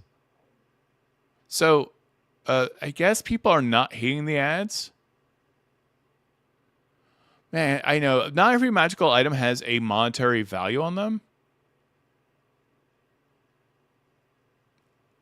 I know, it did look like a smudge lens. I think it's kind of fun, but maybe I'm weird.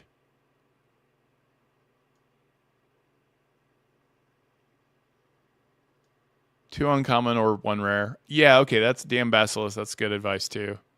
Uncommon utility. There's a lot of really banger uncommon items out there. Ad for an AI? Oh god. Boo. The funny thing about being unemployed, like almost like every job for video right now, that I've been looking around for jobs, and specifically for video, the number of AI video jobs where you're training AI to do video is terrifying, and I fear for the future. That's all I have to say about that. I have not applied to any of those jobs. I'm applying to other jobs that don't involve me teaching a computer how to do my job. A dystopian choice that you have to make when you're unemployed. Hey, do I want to be temporarily employed for a year and teach a robot how to do even this job? It's a hard thing to do. Ooh, yeah, I think it's hard having Aranessa around as an NPC. I could see Aranessa dying in this episode.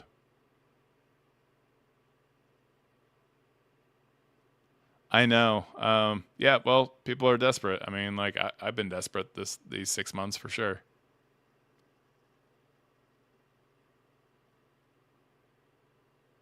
Sorry, I'm reading chat right now.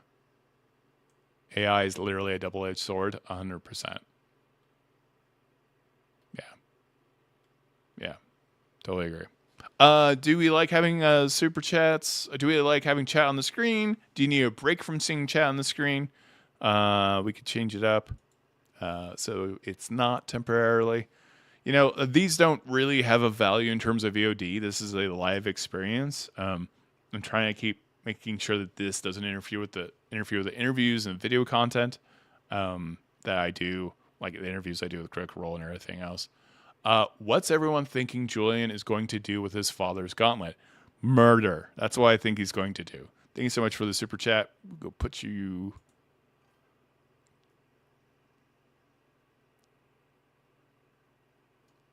Weird.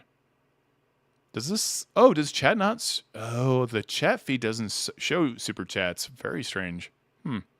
Interesting. Okay.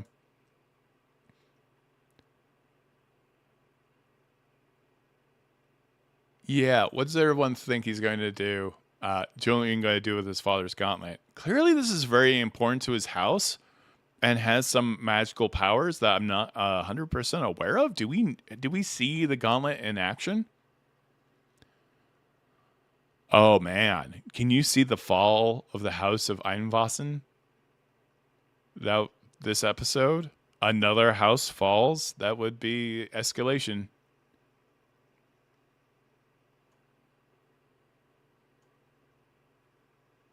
Oh, we got a lot of chat. Chat is moving along. Thank you so much, 236 people.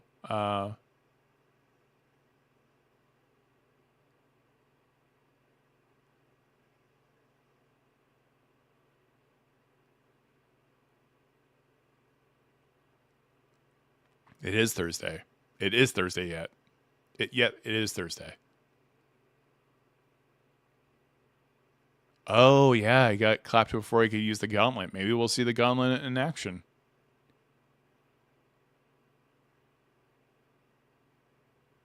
Yeah, Vaelus is obsessed with Pincushion. It's adorable.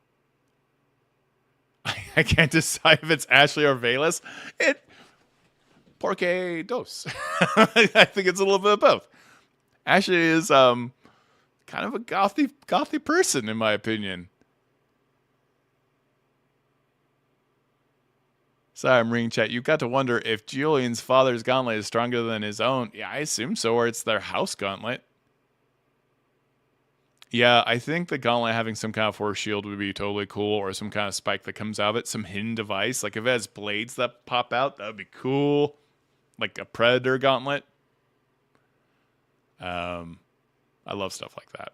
Like when Blade's sword has that backup twirling thing that happens, and then blades shoot out of the handle. So if anyone else but Blade uses his sword, their hand kind of explodes. I like Blade.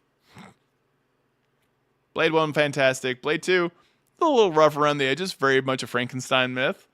By the guy who just did the most recent Frankenstein. And Ron Perlman. Everyone's in that movie, by the way. Holy crap. Everybody's in Blade 2. And then everyone's in Blade 3. I wouldn't characterize Blade 3 as a Blade movie.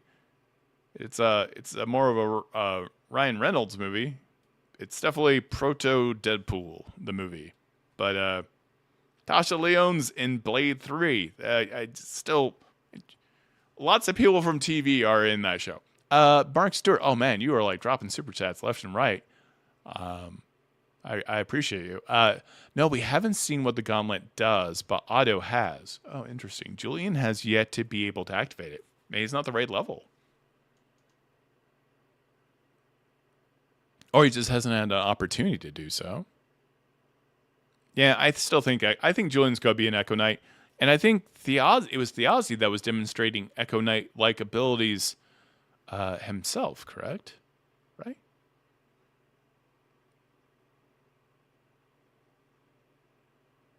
We also got to hear how Julien actually beat Thiazi. I hope we get a flashback. Oh, yeah, that would be fun. I do love... I am liking watching Matt cook with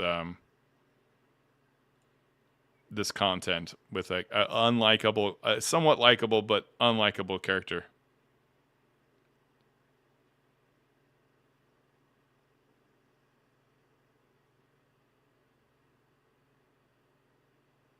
What? So bizarre.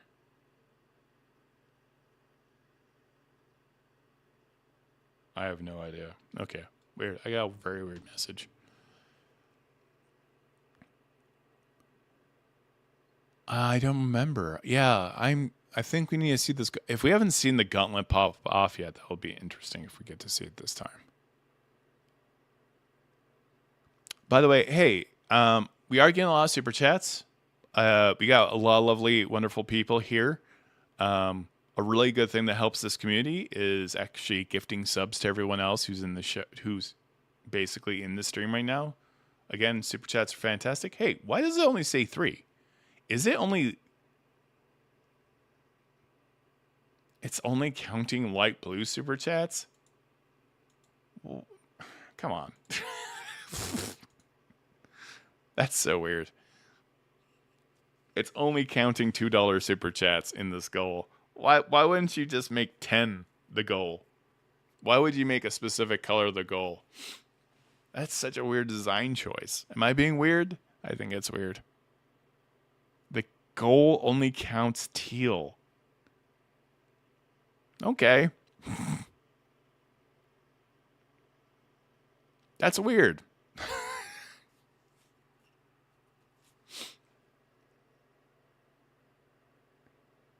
Oh, you can get gifted even if you aren't in chat? Really? Oh, that's cool. Yeah, setting goals is a little weird.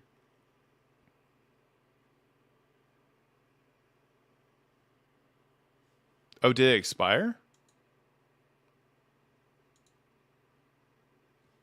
Let me check. You think I'd be good at this by now? Oh, goal ended. Start another go. All right, let's see. Okay. No, it said light blue and oh, okay, that's why. That's why. Okay, it is light blue and higher. I just didn't make it for long enough. I'm a silly goose.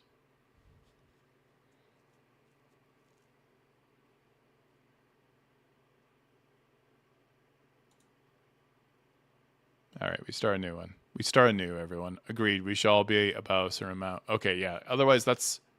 No, you only got so many blue. Oh, that's insane. Whoa, did someone just gift subs?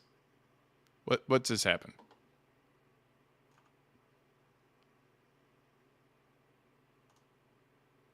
We do have a lot of people with gifted subs in here. Oh, interesting. Yeah, the gifted subs go to anyone who's subscribed, not just the people in chat. That's a little weird, right? Okay. It's a little strange. Yeah. I still prefer YouTube as a streaming platform to Twitch. At least people can discover you. I'm not necessarily 100% in love with... The advertising is so aggressive on Twitch, and then the people who are on Twitch streaming don't get that much. So for those that are wondering, we're going to be making fun of this pretty soon. This is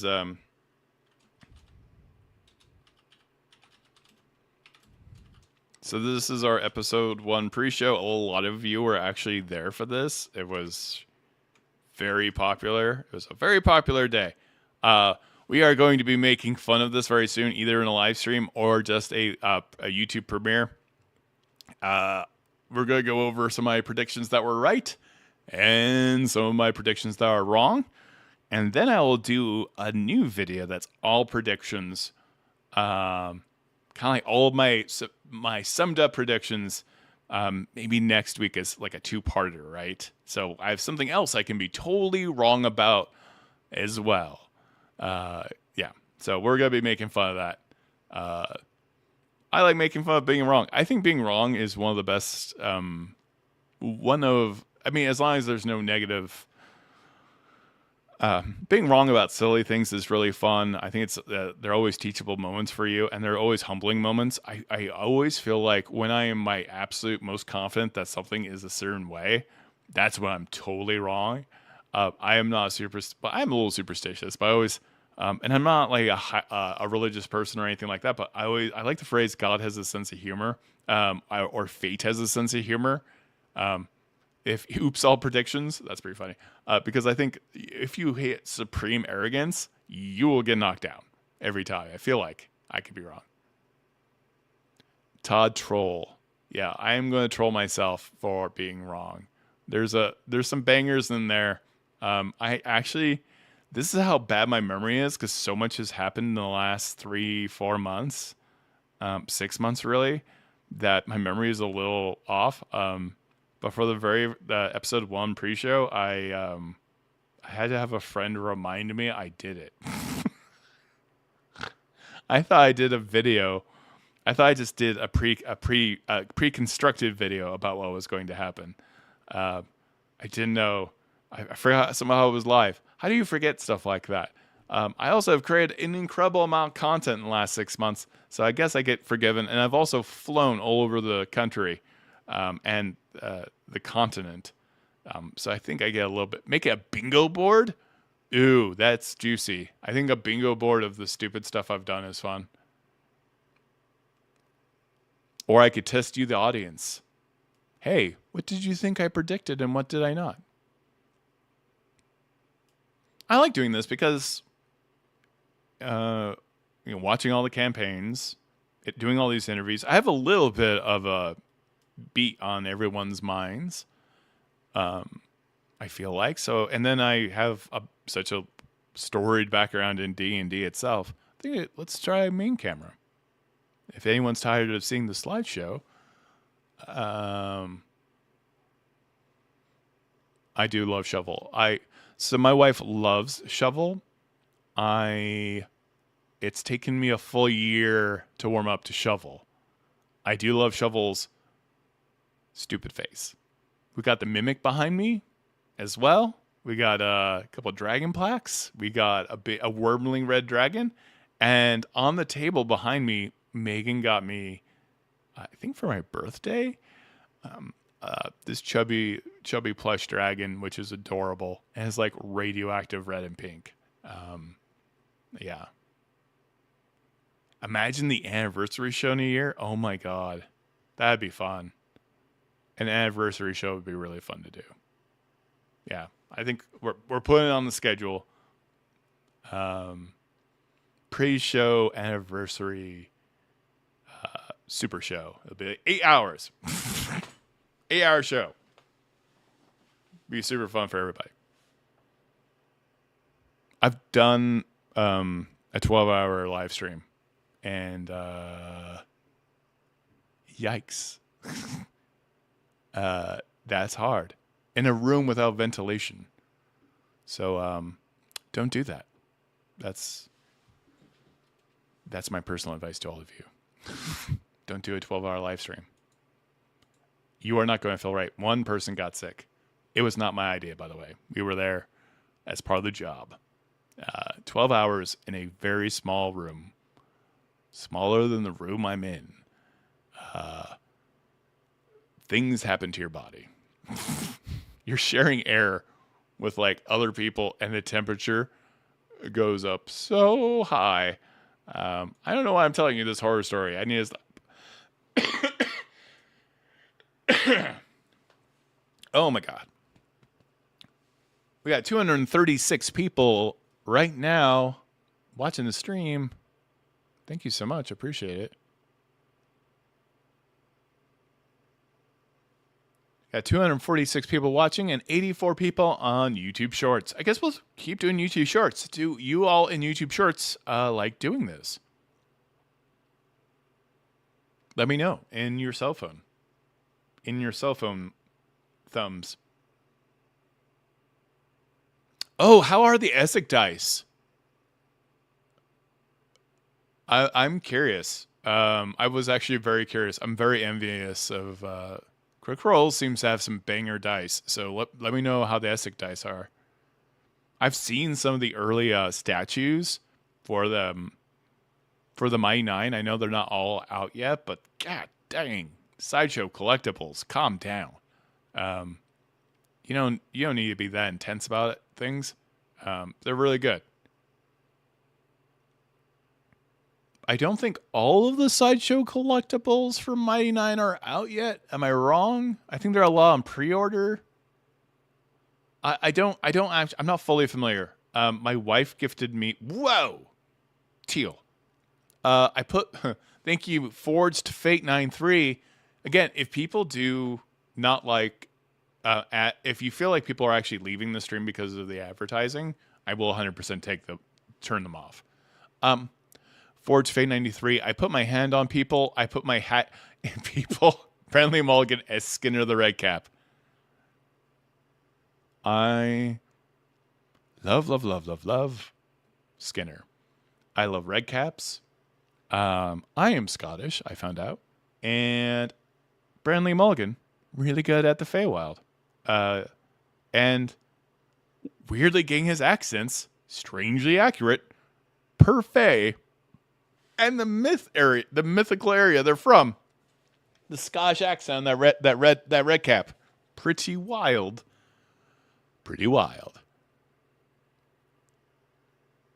I think I've never bought a Sideshow collectible thing for myself. So I believe my wife bought me Ultron, So I got a few obsessions. So my wife bought me Loki on the Throne from Sideshow Collectibles years ago as a gift, which I love. It's very much Loki from Thor 2: The Dark World, and I love it. And I do have a statue of Tyrion that is not Sideshow. Only because someone made a stupid video that was Peter singing Peter Dinklage to the theme of Game of Thrones, and that's probably the best advertising I've ever seen in my life. And it wasn't advertising. Shout out to anyone who remembers that video. That video was hilarious. Because everyone was such a Peter Dinklage fan. We got 1 hour to go. Holy crap. This is going by so fast with y'all. Thank you so much for being such active chatters. I appreciate all of you. I'm never bored when I'm streaming with y'all. Ever. It's pretty wild. I'm always like, oh man, I don't know. I'm pretty tired today. And then I get into the stream and it's like stage health and everyone keeps me awake with their theories.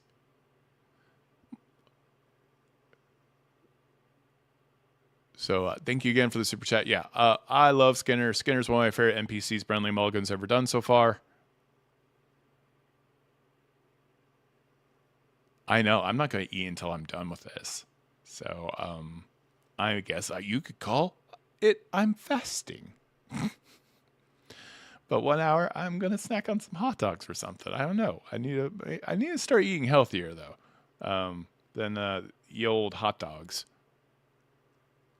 This is an amazing, fantastic community. I talk about the Critical Role. So this is the convergence of two amazing communities. One is the TTRPG community of creators. When I got laid off, everyone reached out. I reached out to them back. They all gave me wonderful advice. It was very uplifting. It's also very practical and honest. And those people didn't need to share their advice with me at all. And people really stepped up and kind of helped me dust off my knees and elbows. And it was just a really inspiring moment. And the critter community equally, and the D&D community did the same thing for me. And seeing critters, y'all are so honest with your feelings at conventions. And I had a lot of people from Patreon who reached out and said wonderful, lovely things to me. That meant absolute world. And so got a lot of videos with critters, man. Cosplay video. I think I need to put them in. I'll put them in the live stream forever, so people can kind of see. I am making playlists about Critical Role stuff, so I'll put a playlist in there for the pre-shows, for the reaction shows, / recaps, and then I have a playlist for just Critical Role in general, and then I'm gonna do a playlist in that Critical Role general playlist of videos from other channels I worked on, like D&D Beyond, D&D Proper, and this channel, so you can find like all my interview content with all the Critical Role stuff over the last 9 years. It's funny. Sometimes people are like, "You just jumped. You're new to the space." I'm like, I've been here the whole. I am the Sam Reich of covering Critical Role. I have been here the whole time. Mark Stewart, thank you for the super chat. I'm Todd Kenrick. I've been here the whole time. So do you think we will have the Soldiers Cold opening, or will we be the Schemers this episode? My money is on the Schemers. I agree. I think we're going to get a little bit of the Schemers. I think Schemers? I got to tell you, I'm not quite sure. Wouldn't Cassius 335 wouldn't want Skinner as a roommate, though? Yeah, no, Skinner is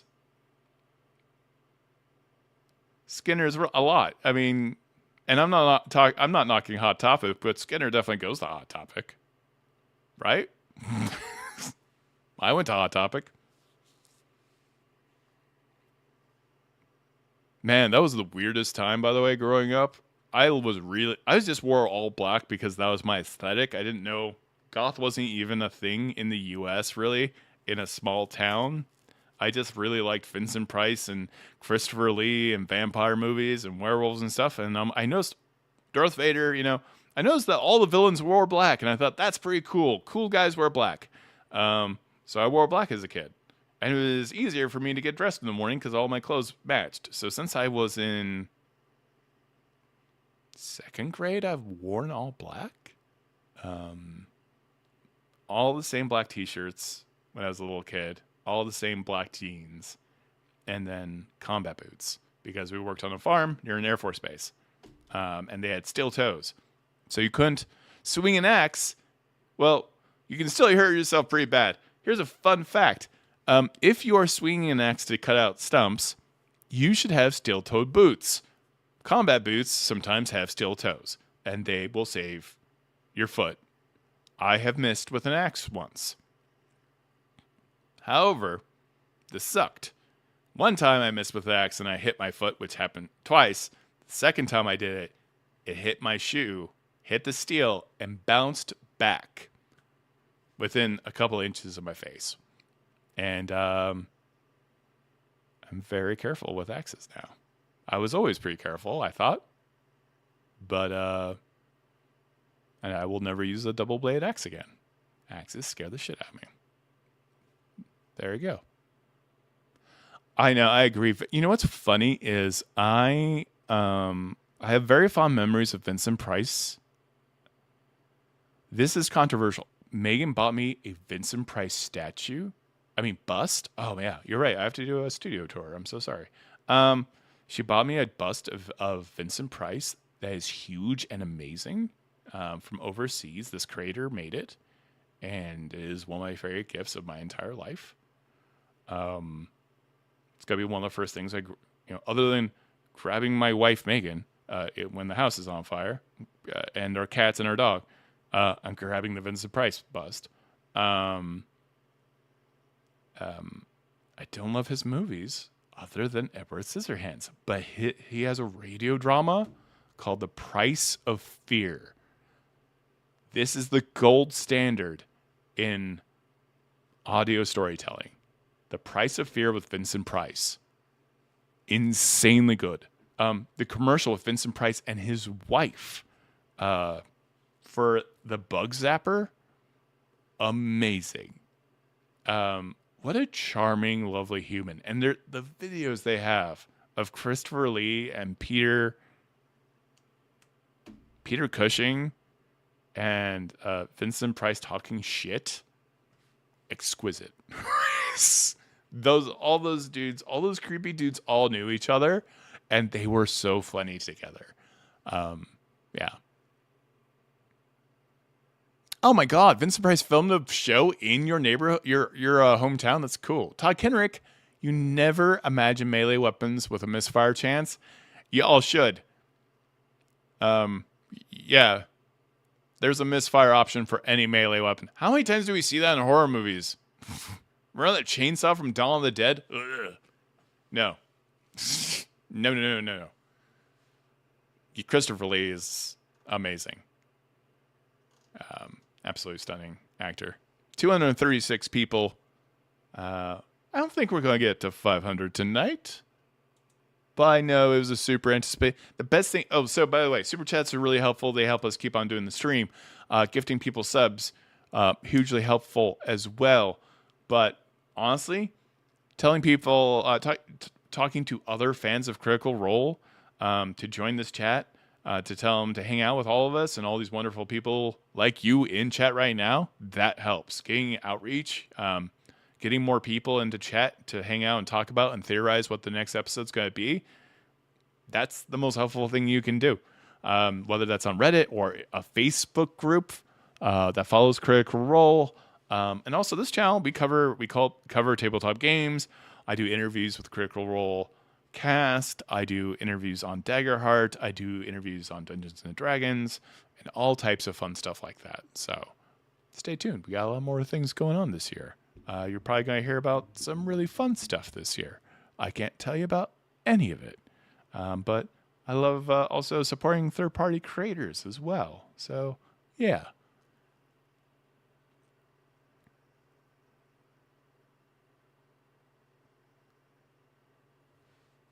That's a classic one in D&D. Yes, I agree. Flails and nunchucks. Dude, no. Nunchucks are so dangerous, by the way. And flails. Wildly dangerous.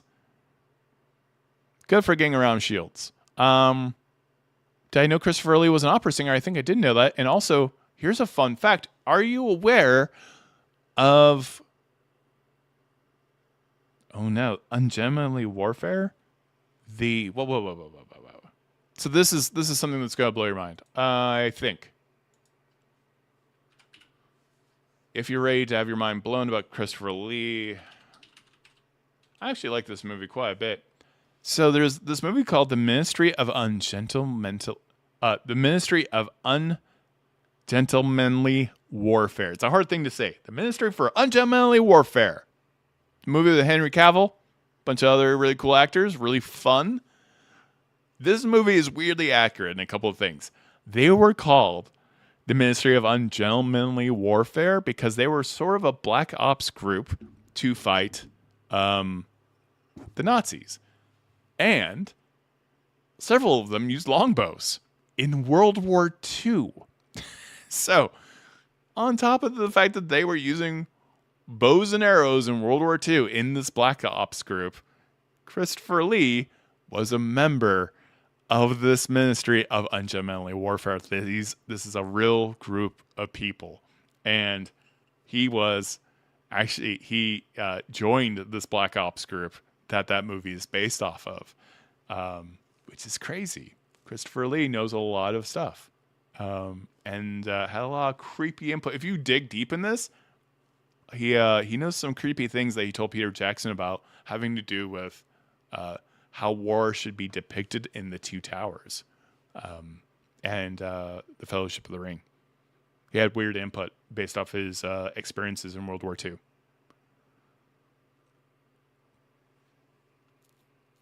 It's insane that, longbows are dangerous. I mean, I've shot bows my entire life. My dad makes bows.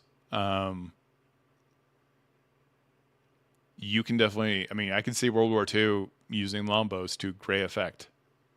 Especially for Black Ops, it's not making any noise. So, if you're accurate with a longbow, it's a lot of pounds of pressure. Yeah. So, longbow. Don't sleep on it. I'm sorry they didn't use... I do think heavy crossbows are actually quite a bit louder and so dangerous. Oh my god. I remember my dad bought me a heavy crossbow and that thing terrified me. It just seems so dangerous. And I thought, I love crossbows in theory, winding that sucker up and firing it. The bolt went right through the target. Yikes. There's a reason why that heavy crossbow has the push ability in 2024 core rules for D&D. I'm just letting you know. Knock that target right down. Bows were used by pirates. This is very common as well. Yeah, absolutely. Wow, we got some educated people in here. So bows were very common amongst pirates attacking other ships. It wasn't just guns. In fact, guns were kind of weirdly impractical. You can only get really like a shot off and then you have to reload. Bows were very effective for pirates. And the most effective archers in history were ones on horseback.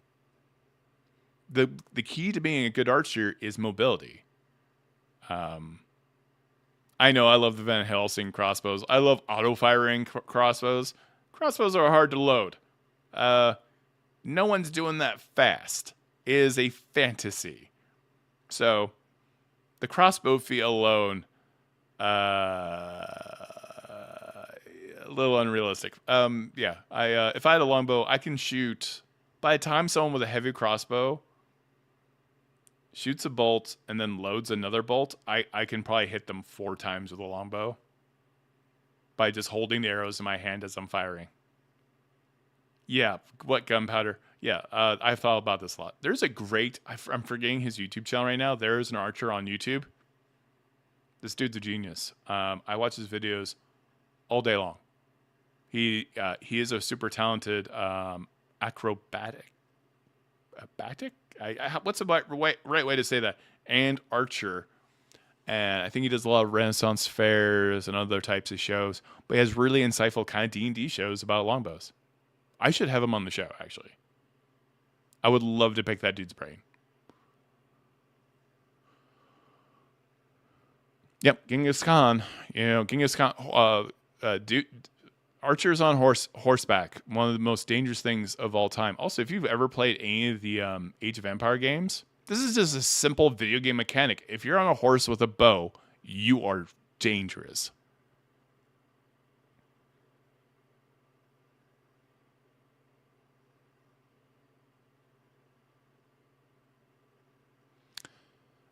So crossbows for easy training. It's easy to teach someone how to use a crossbow. Also, crossbow bolts were actually very effective at piercing full plate armor.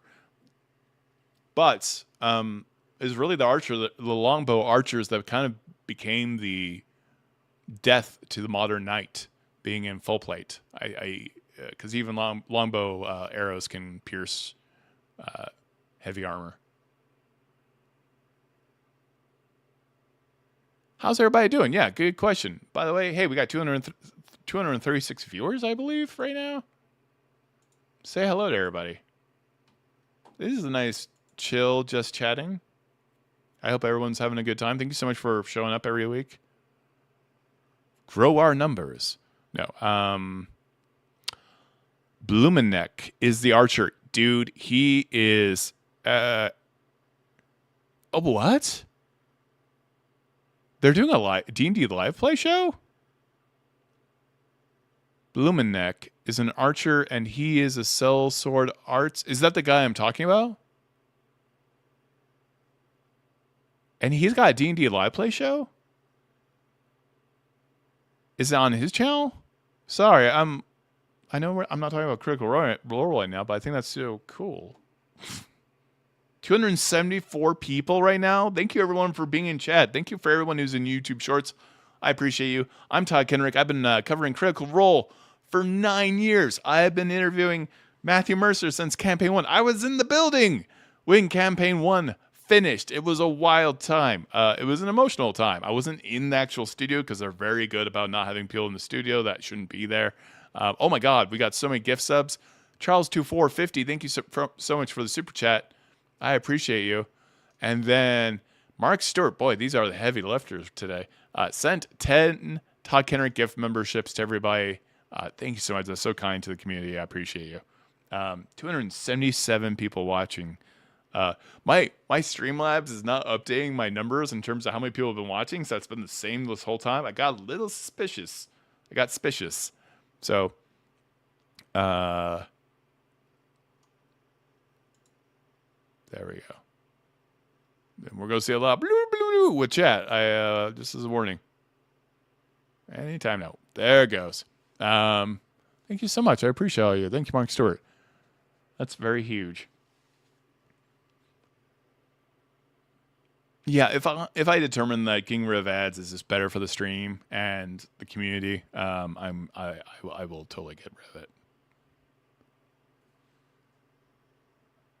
I know advertising can be a little rough. How's everyone liking the new setup, by the way?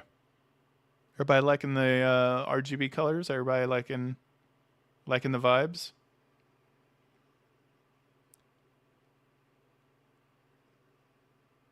Oh, interesting. There are a lot of good writers from Game Informer. Hey, I'm going to look up. I've never met this guy. I need to reach out to because I'm probably going to need to take a trip to London soon.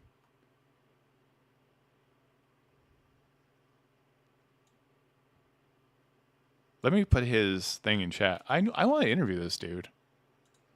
That would be so fun. I'm not shooting an arrow with him, though, because I will be horrifically embarrassed to do so. I would be so scared. Yeah. I wouldn't be able to handle it.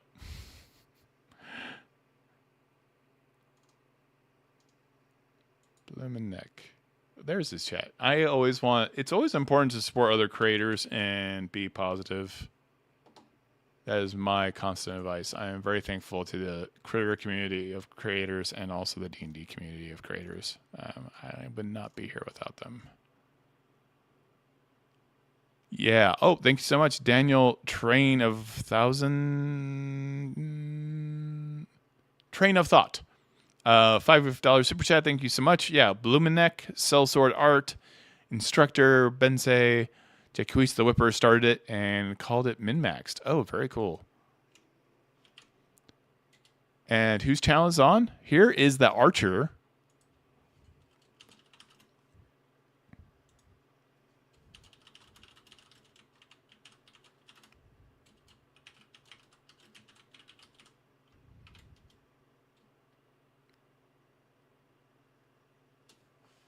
Hey, anytime you mention Dungeon Dudes is a good time. Dungeon Dudes are fantastic.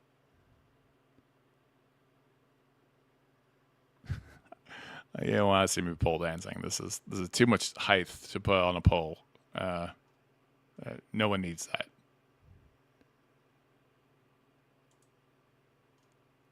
I appreciate you. And whose channel is the live play show on? I think they're in Texas right now.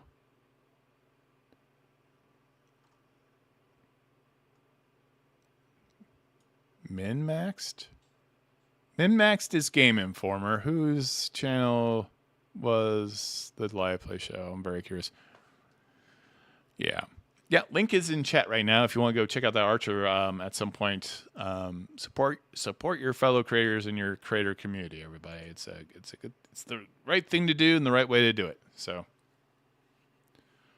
how are we doing right now? We are 40 minutes out. That is wild. I appreciate everyone right now. I'm always surprised when people show up. I don't know why. I appreciate all you creators. I really do. I'm pretty excited. I do think we got 287 people in chat right now. Holy crap. That's not even including shorts. Good Lord. We are the place to be. I feel like the most popular kid. Let's see.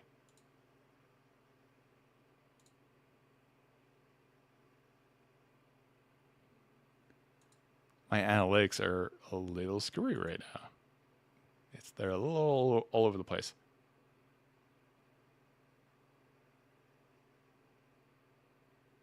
I know that's not true. Those numbers can't be accurate. That's a lot of people, if that's true.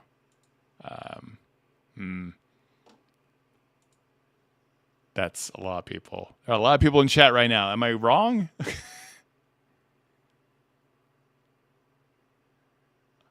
I'm loving the new episodes. I'm loving. I'm loving Campaign 4. I love a mystery box type show. That's been really fun for me as well. Yeah. Hey, thank you. Thank you so much for showing up for the live chat. Thank you, Kyle. I appreciate you. I love doing these pre-shows. I get to hang out with all of you and talk about my favorite live stream show. So. Now, my favorite podcast is, of course, the Eldritch Lorecast with the Ghostfire Gaming. Kenrick, I don't remember the exact words, but I love Milton Jones noting that some sports have hecklers, but not archery.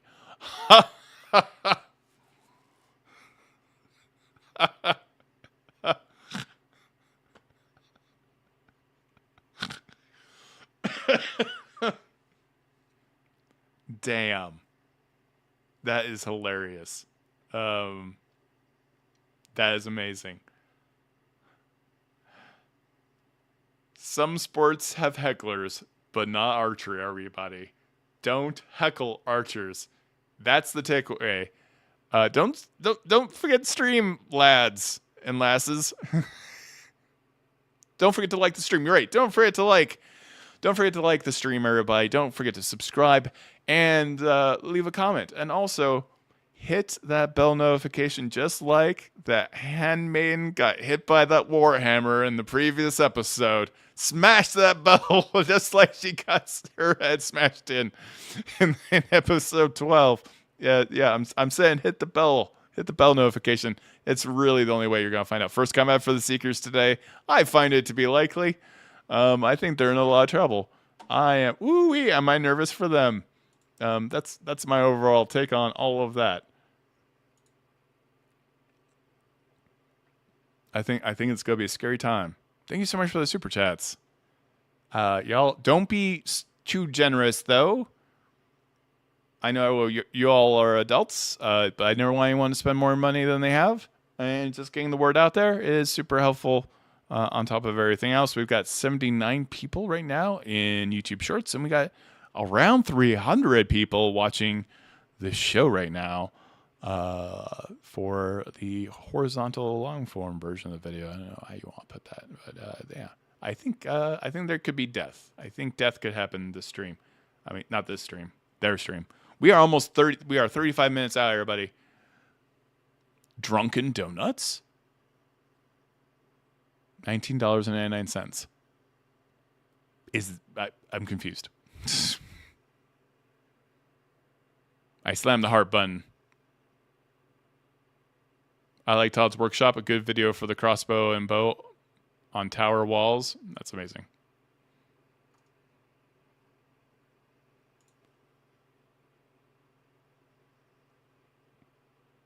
Thank you for dropping by before the show. Whoa, look at all the hearts. Wow. Man, can you imagine we lost an entire table? I mean, this is the Seekers. So what is not more the most, what is the final destination, the underworld itself? If all the Seekers died and they ended up in the underworld, that'd be an interesting table, right? I still suspect I've started people off in D&D games where they all died in the first 2 hours. And then the story was them becoming resurrected by God, who wanted them to be kind of the Suicide Squad for a mission they had, which was super fun. I really loved that conceit I did.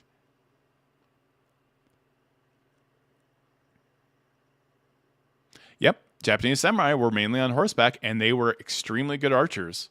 And that had a lot to do with their armor design. So, yes, certainly samurai had katanas, but almost every samurai also had a Japanese longbow.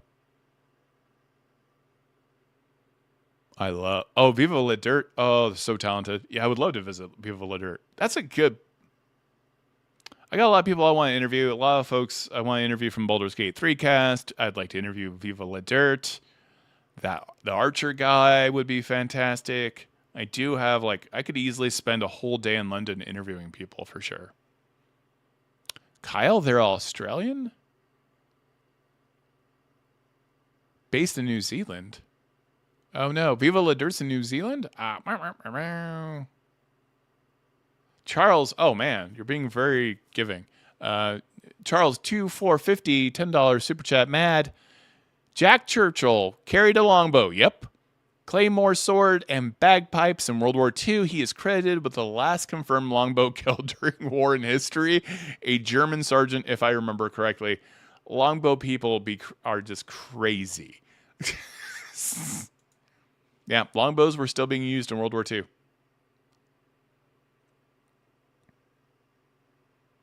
They also had ornate custom arrowheads as well. I just watched that video. Yep.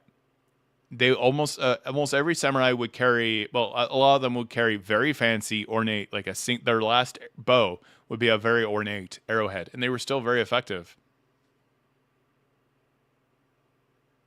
Viva is from New Zealand. Yeah, I won't be in New Zealand. That flight isn't that like a 20-hour flight from here, from Seattle or something? I think it's pretty nuts. I think it's pretty rough. 284 people, I think, right now. Watching the stream? Am I correct? Let's get to 300. I think we can do 300, everybody. Tell your friends. So yeah, I think we could have a death. I do think we can have a death. We've gone over the recap. I think they're in a very dangerous situation in the castle right now. The fact they killed the handmaiden without even blinking was a deep concern.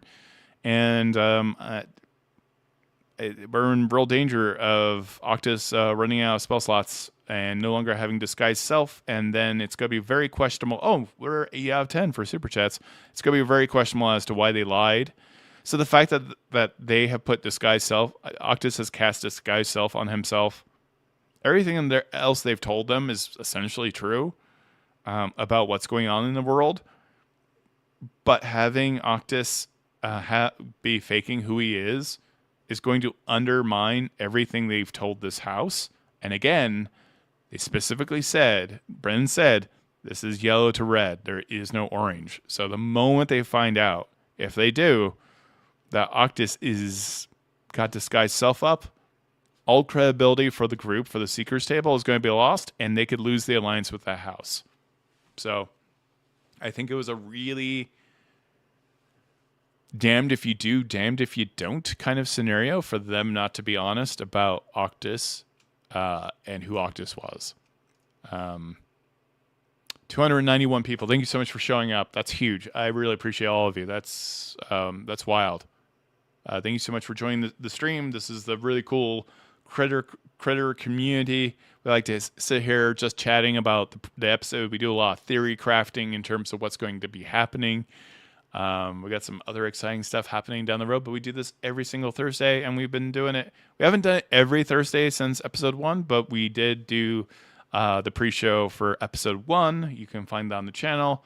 I missed a couple episodes because of family stuff and obligations. I couldn't stream on Thursdays for about 3 weeks, and then we got back into the pre-show again. We kept up the reactions because reactions were easier to do on Fridays. For personal reasons. So, but yeah. Critters are absolutely amazing. All of you guys have been totally amazing. I've had nothing but positive experiences on YouTube so far and from other creators in this space. So, yeah, I just appreciate you. And again, do a couple of shout outs. Dude, subscribe to channels like Ginny D, Dungeon Dudes, D4 Deep Dive. God, Colby is like the nicest human on the planet. Check out the new show with Deborah Ann Wall and the Dungeon Dudes. That show is amazing. Tavern Tales, another really great creator in the space. Everything Anjali does. Voice of Symmetra, wildly talented human being, voice actress, role player, all of it. Dungeon Master did the Lego D&D game for me. I could go on forever. Yeah. If he doesn't have his own YouTube channel, but great interview with Iffy at PAX West, by the way. Yeah, support your YouTube creators. They all have supported me. Support them too. I know some folks have bigger audiences than me. No one's in competition. No one's like, well, Genie D already covered that topic. Like that's never been the case. So. Is the super chat? The goal ended. We missed the super chat. We're 2 away. That's okay. That's fine. 296 people are watching. Thank you so much. We are just gearing up right now. We are less than 30 minutes away from the main event. I am so excited for this episode. I would pop popcorn, but I am in keto. And I miss my popcorn. 298. Dude, we are 2 away from 300. We can do this. We got this. Grab your cousins. I don't mean it that way. But grab somebody. Grab somebody from the Reddits. Grab someone for the Facebook group. We can hit 300. Clearly, I know lots about growing audience, everybody. I am a professional YouTuber. Totally not making this as I go along. 301. We just did it. I need to get like some kind of confetti or t-shirt gun. I could shoot a t-shirt at my ceiling. I hope I see a lot of you at Gen Con, by the way. Do a lot of you guys, I mean, you guys are coming from all over the world though, but hopefully I get to meet some of you from Gen Con. I know I got to meet a lot of Patreon subscribers. I noticed something is wrong with my Streamlabs. It's not putting my links out, is it? To my Patreon. That's weird. Let's try to figure that out, shall we? Do. That is not what I said. It's definitely not what I meant. I think that's you.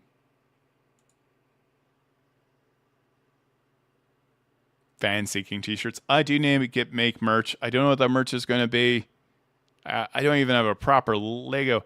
Will you make GaryCon? I'll have to look at the schedule for GaryCon. That's I would love to go, but I would think I would have to be a guest to go. I don't even know what those badges cost. All right, let's see what's going on here. I feel like some stuff got turned off, folks. Sorry, this is going to take me real quick. Okay. Chat box.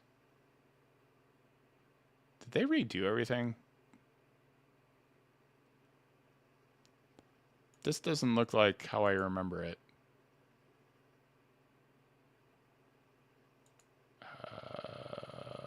Cloudbot. Timers. I haven't seen my Patreon link at all happen this stream. Have you? Has anyone seen that? You misunderstood? Yeah, I understand you.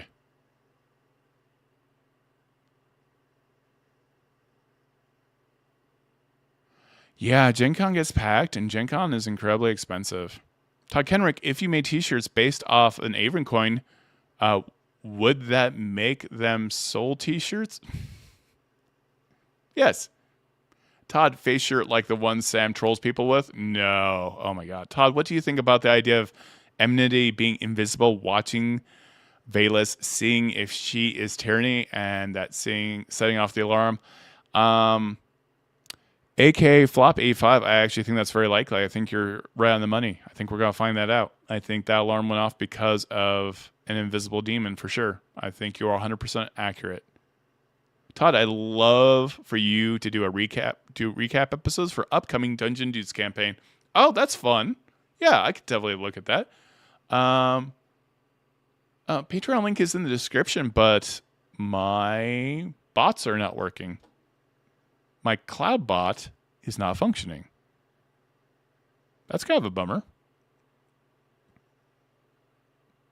Seems like Streamlabs has had a little bit of a hiccup. Don't forget, mod Streamlabs, go to YouTube settings and keep adding Streamlabs as a moderator.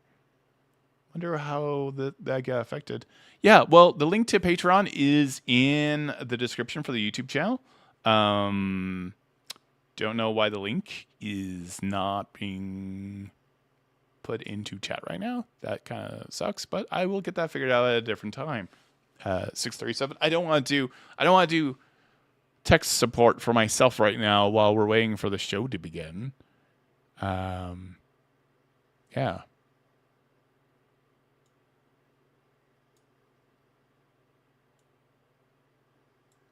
I don't know why that would have turned off. That's so bizarre. Yeah, YouTube is definitely YouTubing. For sure, another banger. Thank you. Yeah, we got pretty good interviews with Keith Baker right now on the channel. We got interviews with Deborah Wall, Chris Perkins. We got interviews with Matthew Mercer, the Caster Critical Roll Up. Yeah, we got a lot of fun stuff from Dungeon Master University, which just happened very recently. We got a lot of Dungeon Master interviews going live soon as well. As Avon t-shirt would be a legal argument, does that mean the purchase would be all Warlocks as him as a patron? Yes. And I do own the rights to Avon, actually. Will you do a speed run recap for those that missed the beginning of the stream? Absolutely. Oh, do you want me to do one right now? Does everyone want a recap? How many people do we have in chat right now? What are we looking at? We got 303 watching. All right, I can do a speed run recap. Let me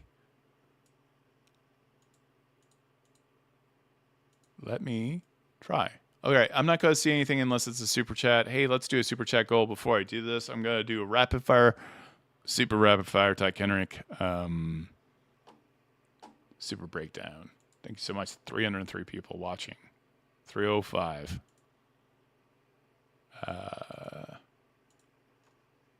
Close.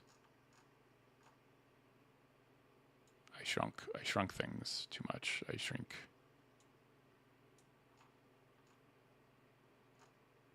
There we go. Come on, guys. By guys, I mean me. Nope. Not what I was trying to do.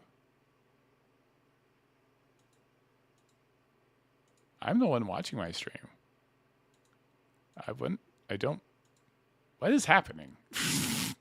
YouTube is really YouTubing right now.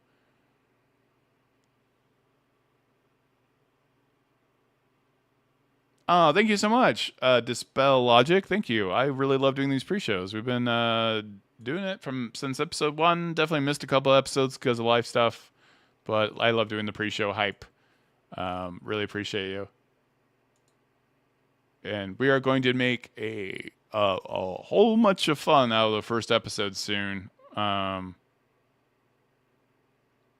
And we are 20 minutes out. I'm about to do the super fast rapid fire recap for everybody.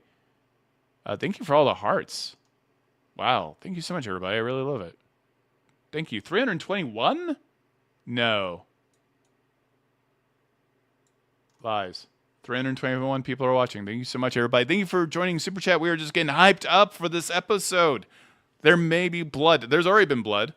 Don't forget to hit that bell notification just like that handmaiden got hit by that warhammer in episode 12.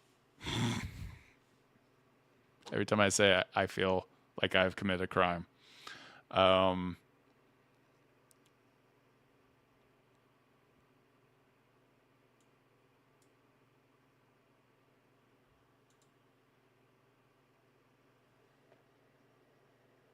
Goal ends in... Oh, wait. The goal isn't over yet.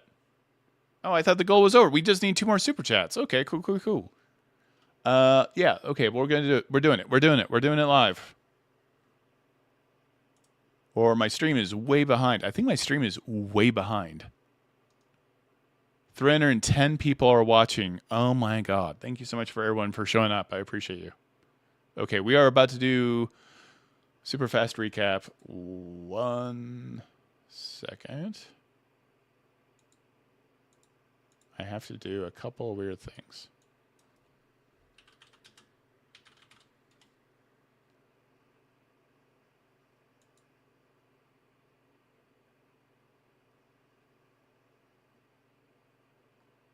I appreciate all of you.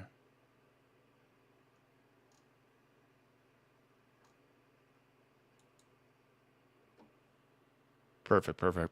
All right, we're doing it. We're doing this thing. I keep saying it, and I mean it. Yeah, we got a lot to do with Sid, man. Oh, if they start talking to Sid, holy crap. Oh, I'm going to work again, so I'll need to take off. Thank you so much, Charles2450, for the super chat. Enjoy the show, everybody. Ah, that's very kind. All right, let's go ahead, and we're going to do the super fast recap. So we had a great cold open. First off, we had this moment in the past. Many years beforehand, we had this moment where Halandil Fang is taking care of his infant daughter, Hero. His brother, Thyazi Fang, arrives on horseback in the middle of the night with a very fancy horse thanks to his wife's family.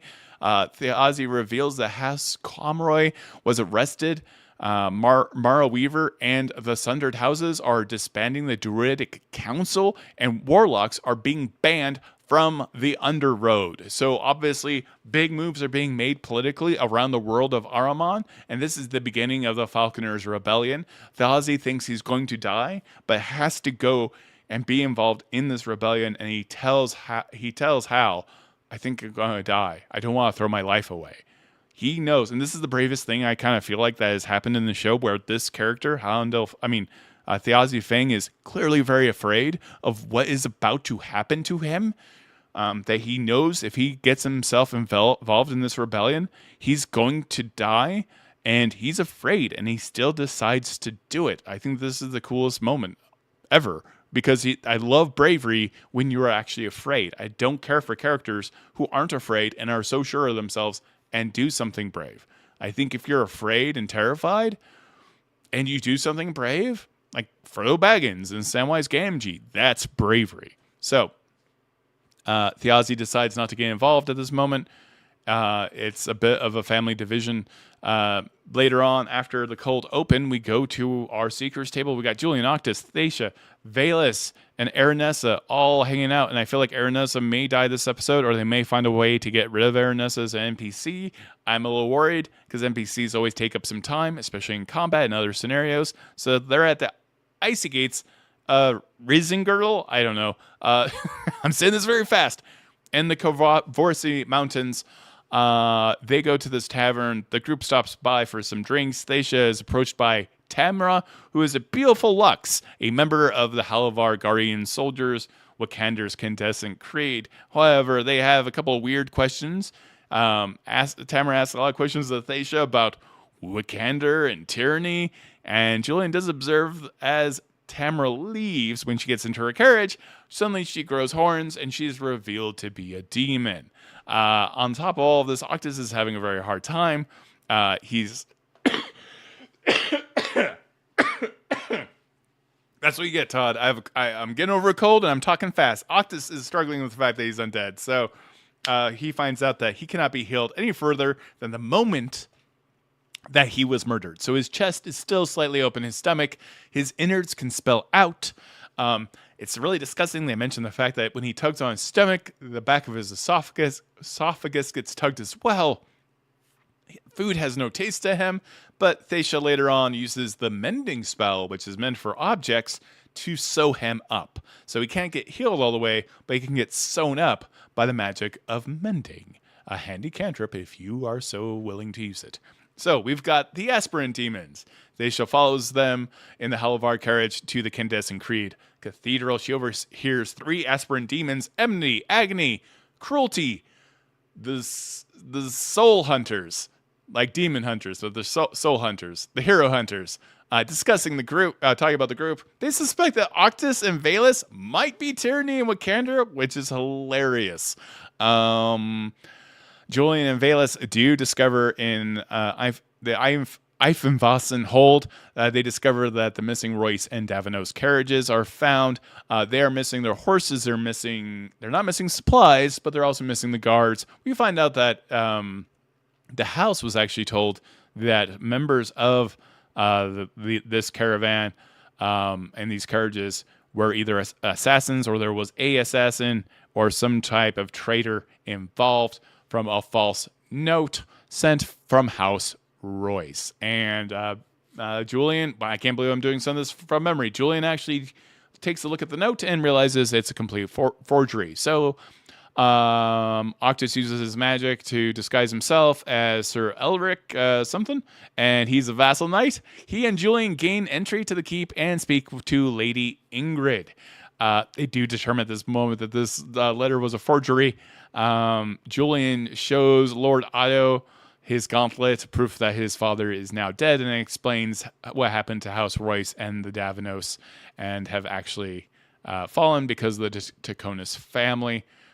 During the meeting, they do find out that Ingrid's handmaid, Greta, is missing, and she's found in the aviary sending off a passenger pigeon, and gets smashed just like the like button in this video by Lord Otto, who is paranoid and furious and will not put up with traitors, smashes her head in with the Warhammer.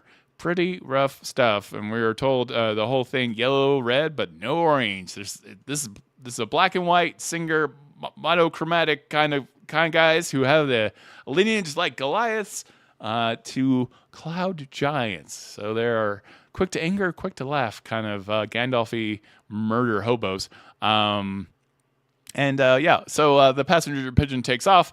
Our boy Octus sends a very slow undead vulture.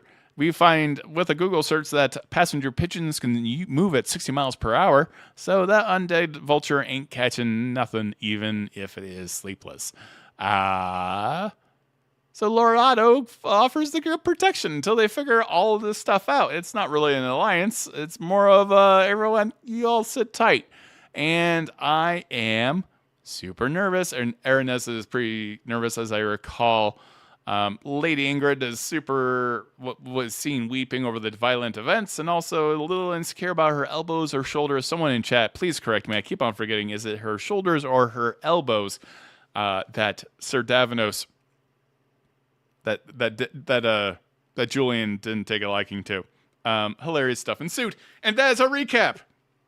I think we did it in 10 minutes. Did we do it in like 7 minutes? Someone should have timed me. Oh my God. That's a hard thing to do. It's a hard ask when a person's getting over a cold. Shoulders. Pointy shoulders. What a weird issue. Why do we have to shoulder shame people? Do we have not enough insecurities as a people? Thank you so much. By the way, Charles is out, I'm sure. But hey, I did the super chat. A redhead photog.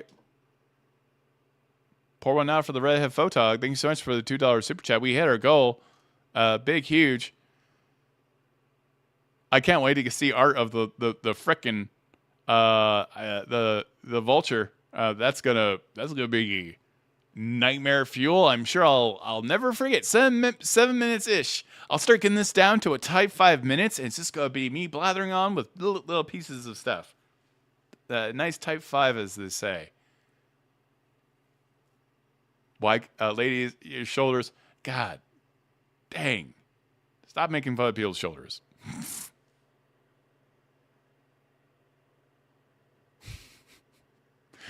And that's our recap, everybody. We're 9 minutes out. We're main art, you say? Yes. If you are a creditor also that has that makes cool stuff about Critical Role fan art, if you're part of the wiki, please reach out. Let everyone know. Let me know. It would be great to have you more involved in the show in some way. I really appreciate all of you. Thank you all for all the super chats, by the way, as well. Thank you for being so positive, and thank you for being so kind to each other. I really want to continue to form a community in these live streams and really push positivity in a world and in a time that we need it most. And critters have given so much to me and have been some of the kindest people. I feel like my focus is a little off. There we go. Focus got a little off. Probably because I leaned back or something. Can you hear the vulture scream? Now, can you please do a recap of the recap? They're in danger. They're in demonic danger. They're in demonic danger from folks. They're in danger from demons and people related to collab giants. And a bunch of people stole those horses.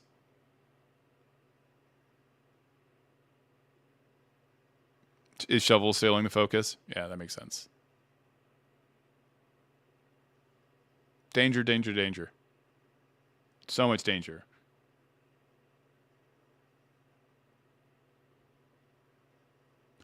Do you feel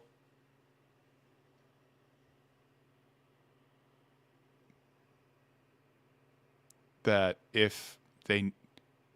Hear me out. So I know we use the mending spell to deal with Octus's wounds. Do you feel like his family sees him as a loose thread? Get it? Because he's undead? And Thaisha had to sew him up? Octus is a loose thread? Because he's Frankenstein together from parts? His own parts. I'm just saying he's a loose thread. That's my pun. That's my dad pun for the day. Do I get the hearts? I get the smiles. That's the high level Critical Role content you're getting from me right now today, everybody. Yep. More dad puns. I'm hearing. Look at all this. More dad puns, everybody. I'm hearing you. It's gonna be 2 hours of dad puns next Thursday. Not next Thursday. Well, yeah, next Thursday. Wow, Todd. I know. What did you expect?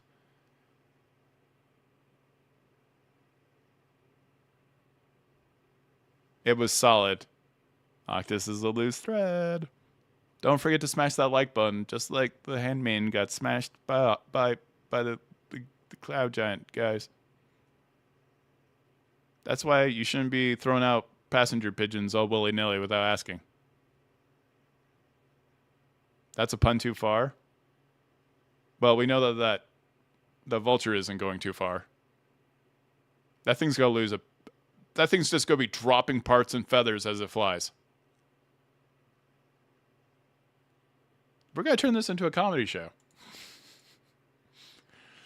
I'll lose everything. Oh yeah, we got confetti from hitting our super chat goal. That's pretty cool. We got 297 people in chat. How many people do we have on the vertical video? Everybody, let's check out. Can I see? Thank you everyone, by the way, who is in YouTube Shorts. 77 people are watching in. Are our chats combined?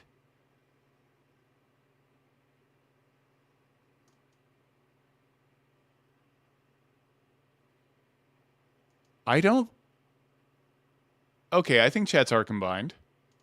Okay, good. I'm making sure YouTube Shorts chats are combined. That'd be wild if they weren't. Oh, my chats are showing up in YouTube Shorts, but not the main stream. All right, that's weird. So we actually have a total of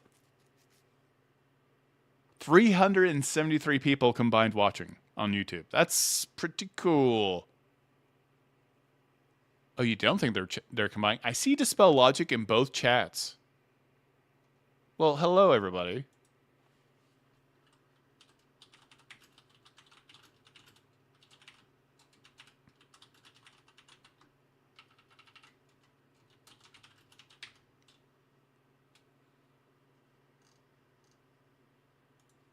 Thank you. I appreciate all of you.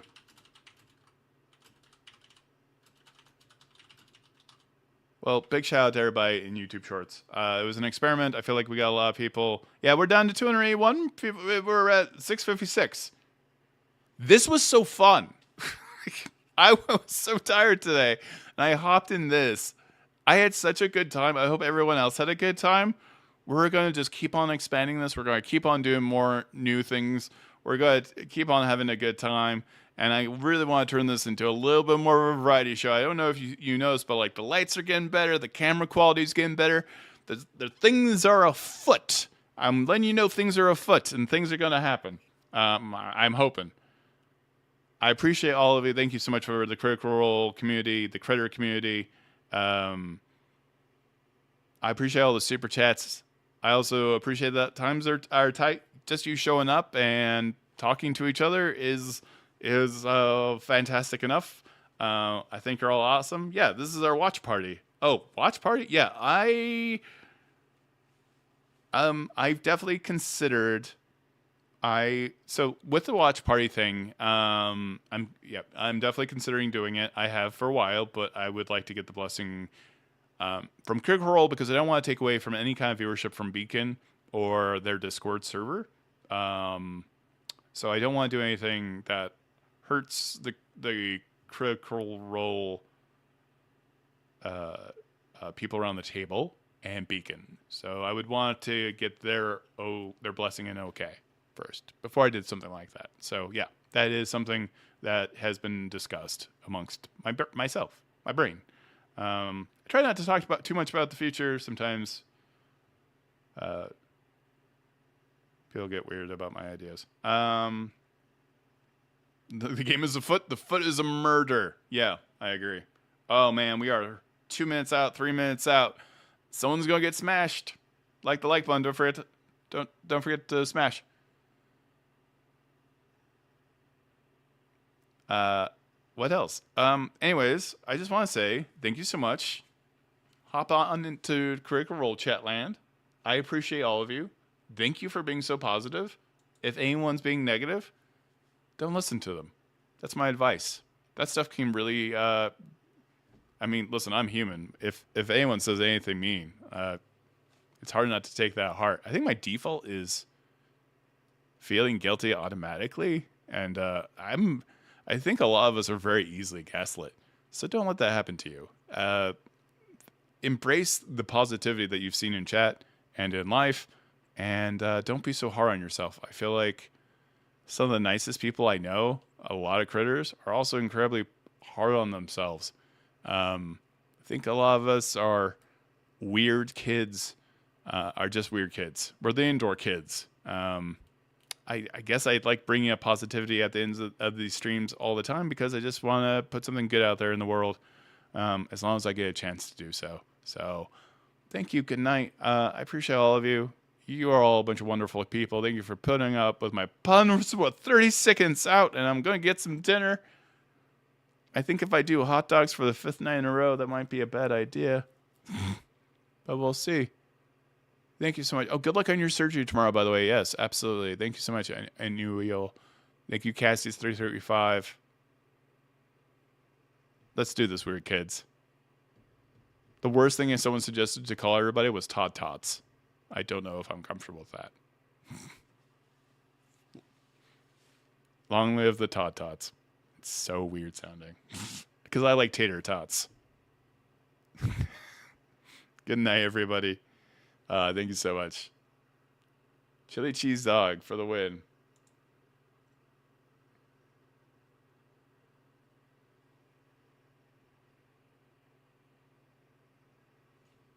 All right, everybody. Go.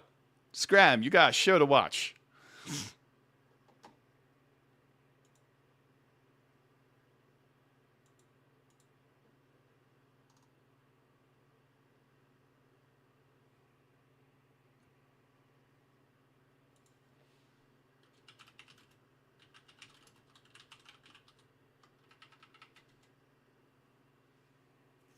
Good night, everybody. And have a great weekend. I likely will stream on Saturday, but I'm not going to do it on a Friday. All right, get in there, folks. Thank you so much.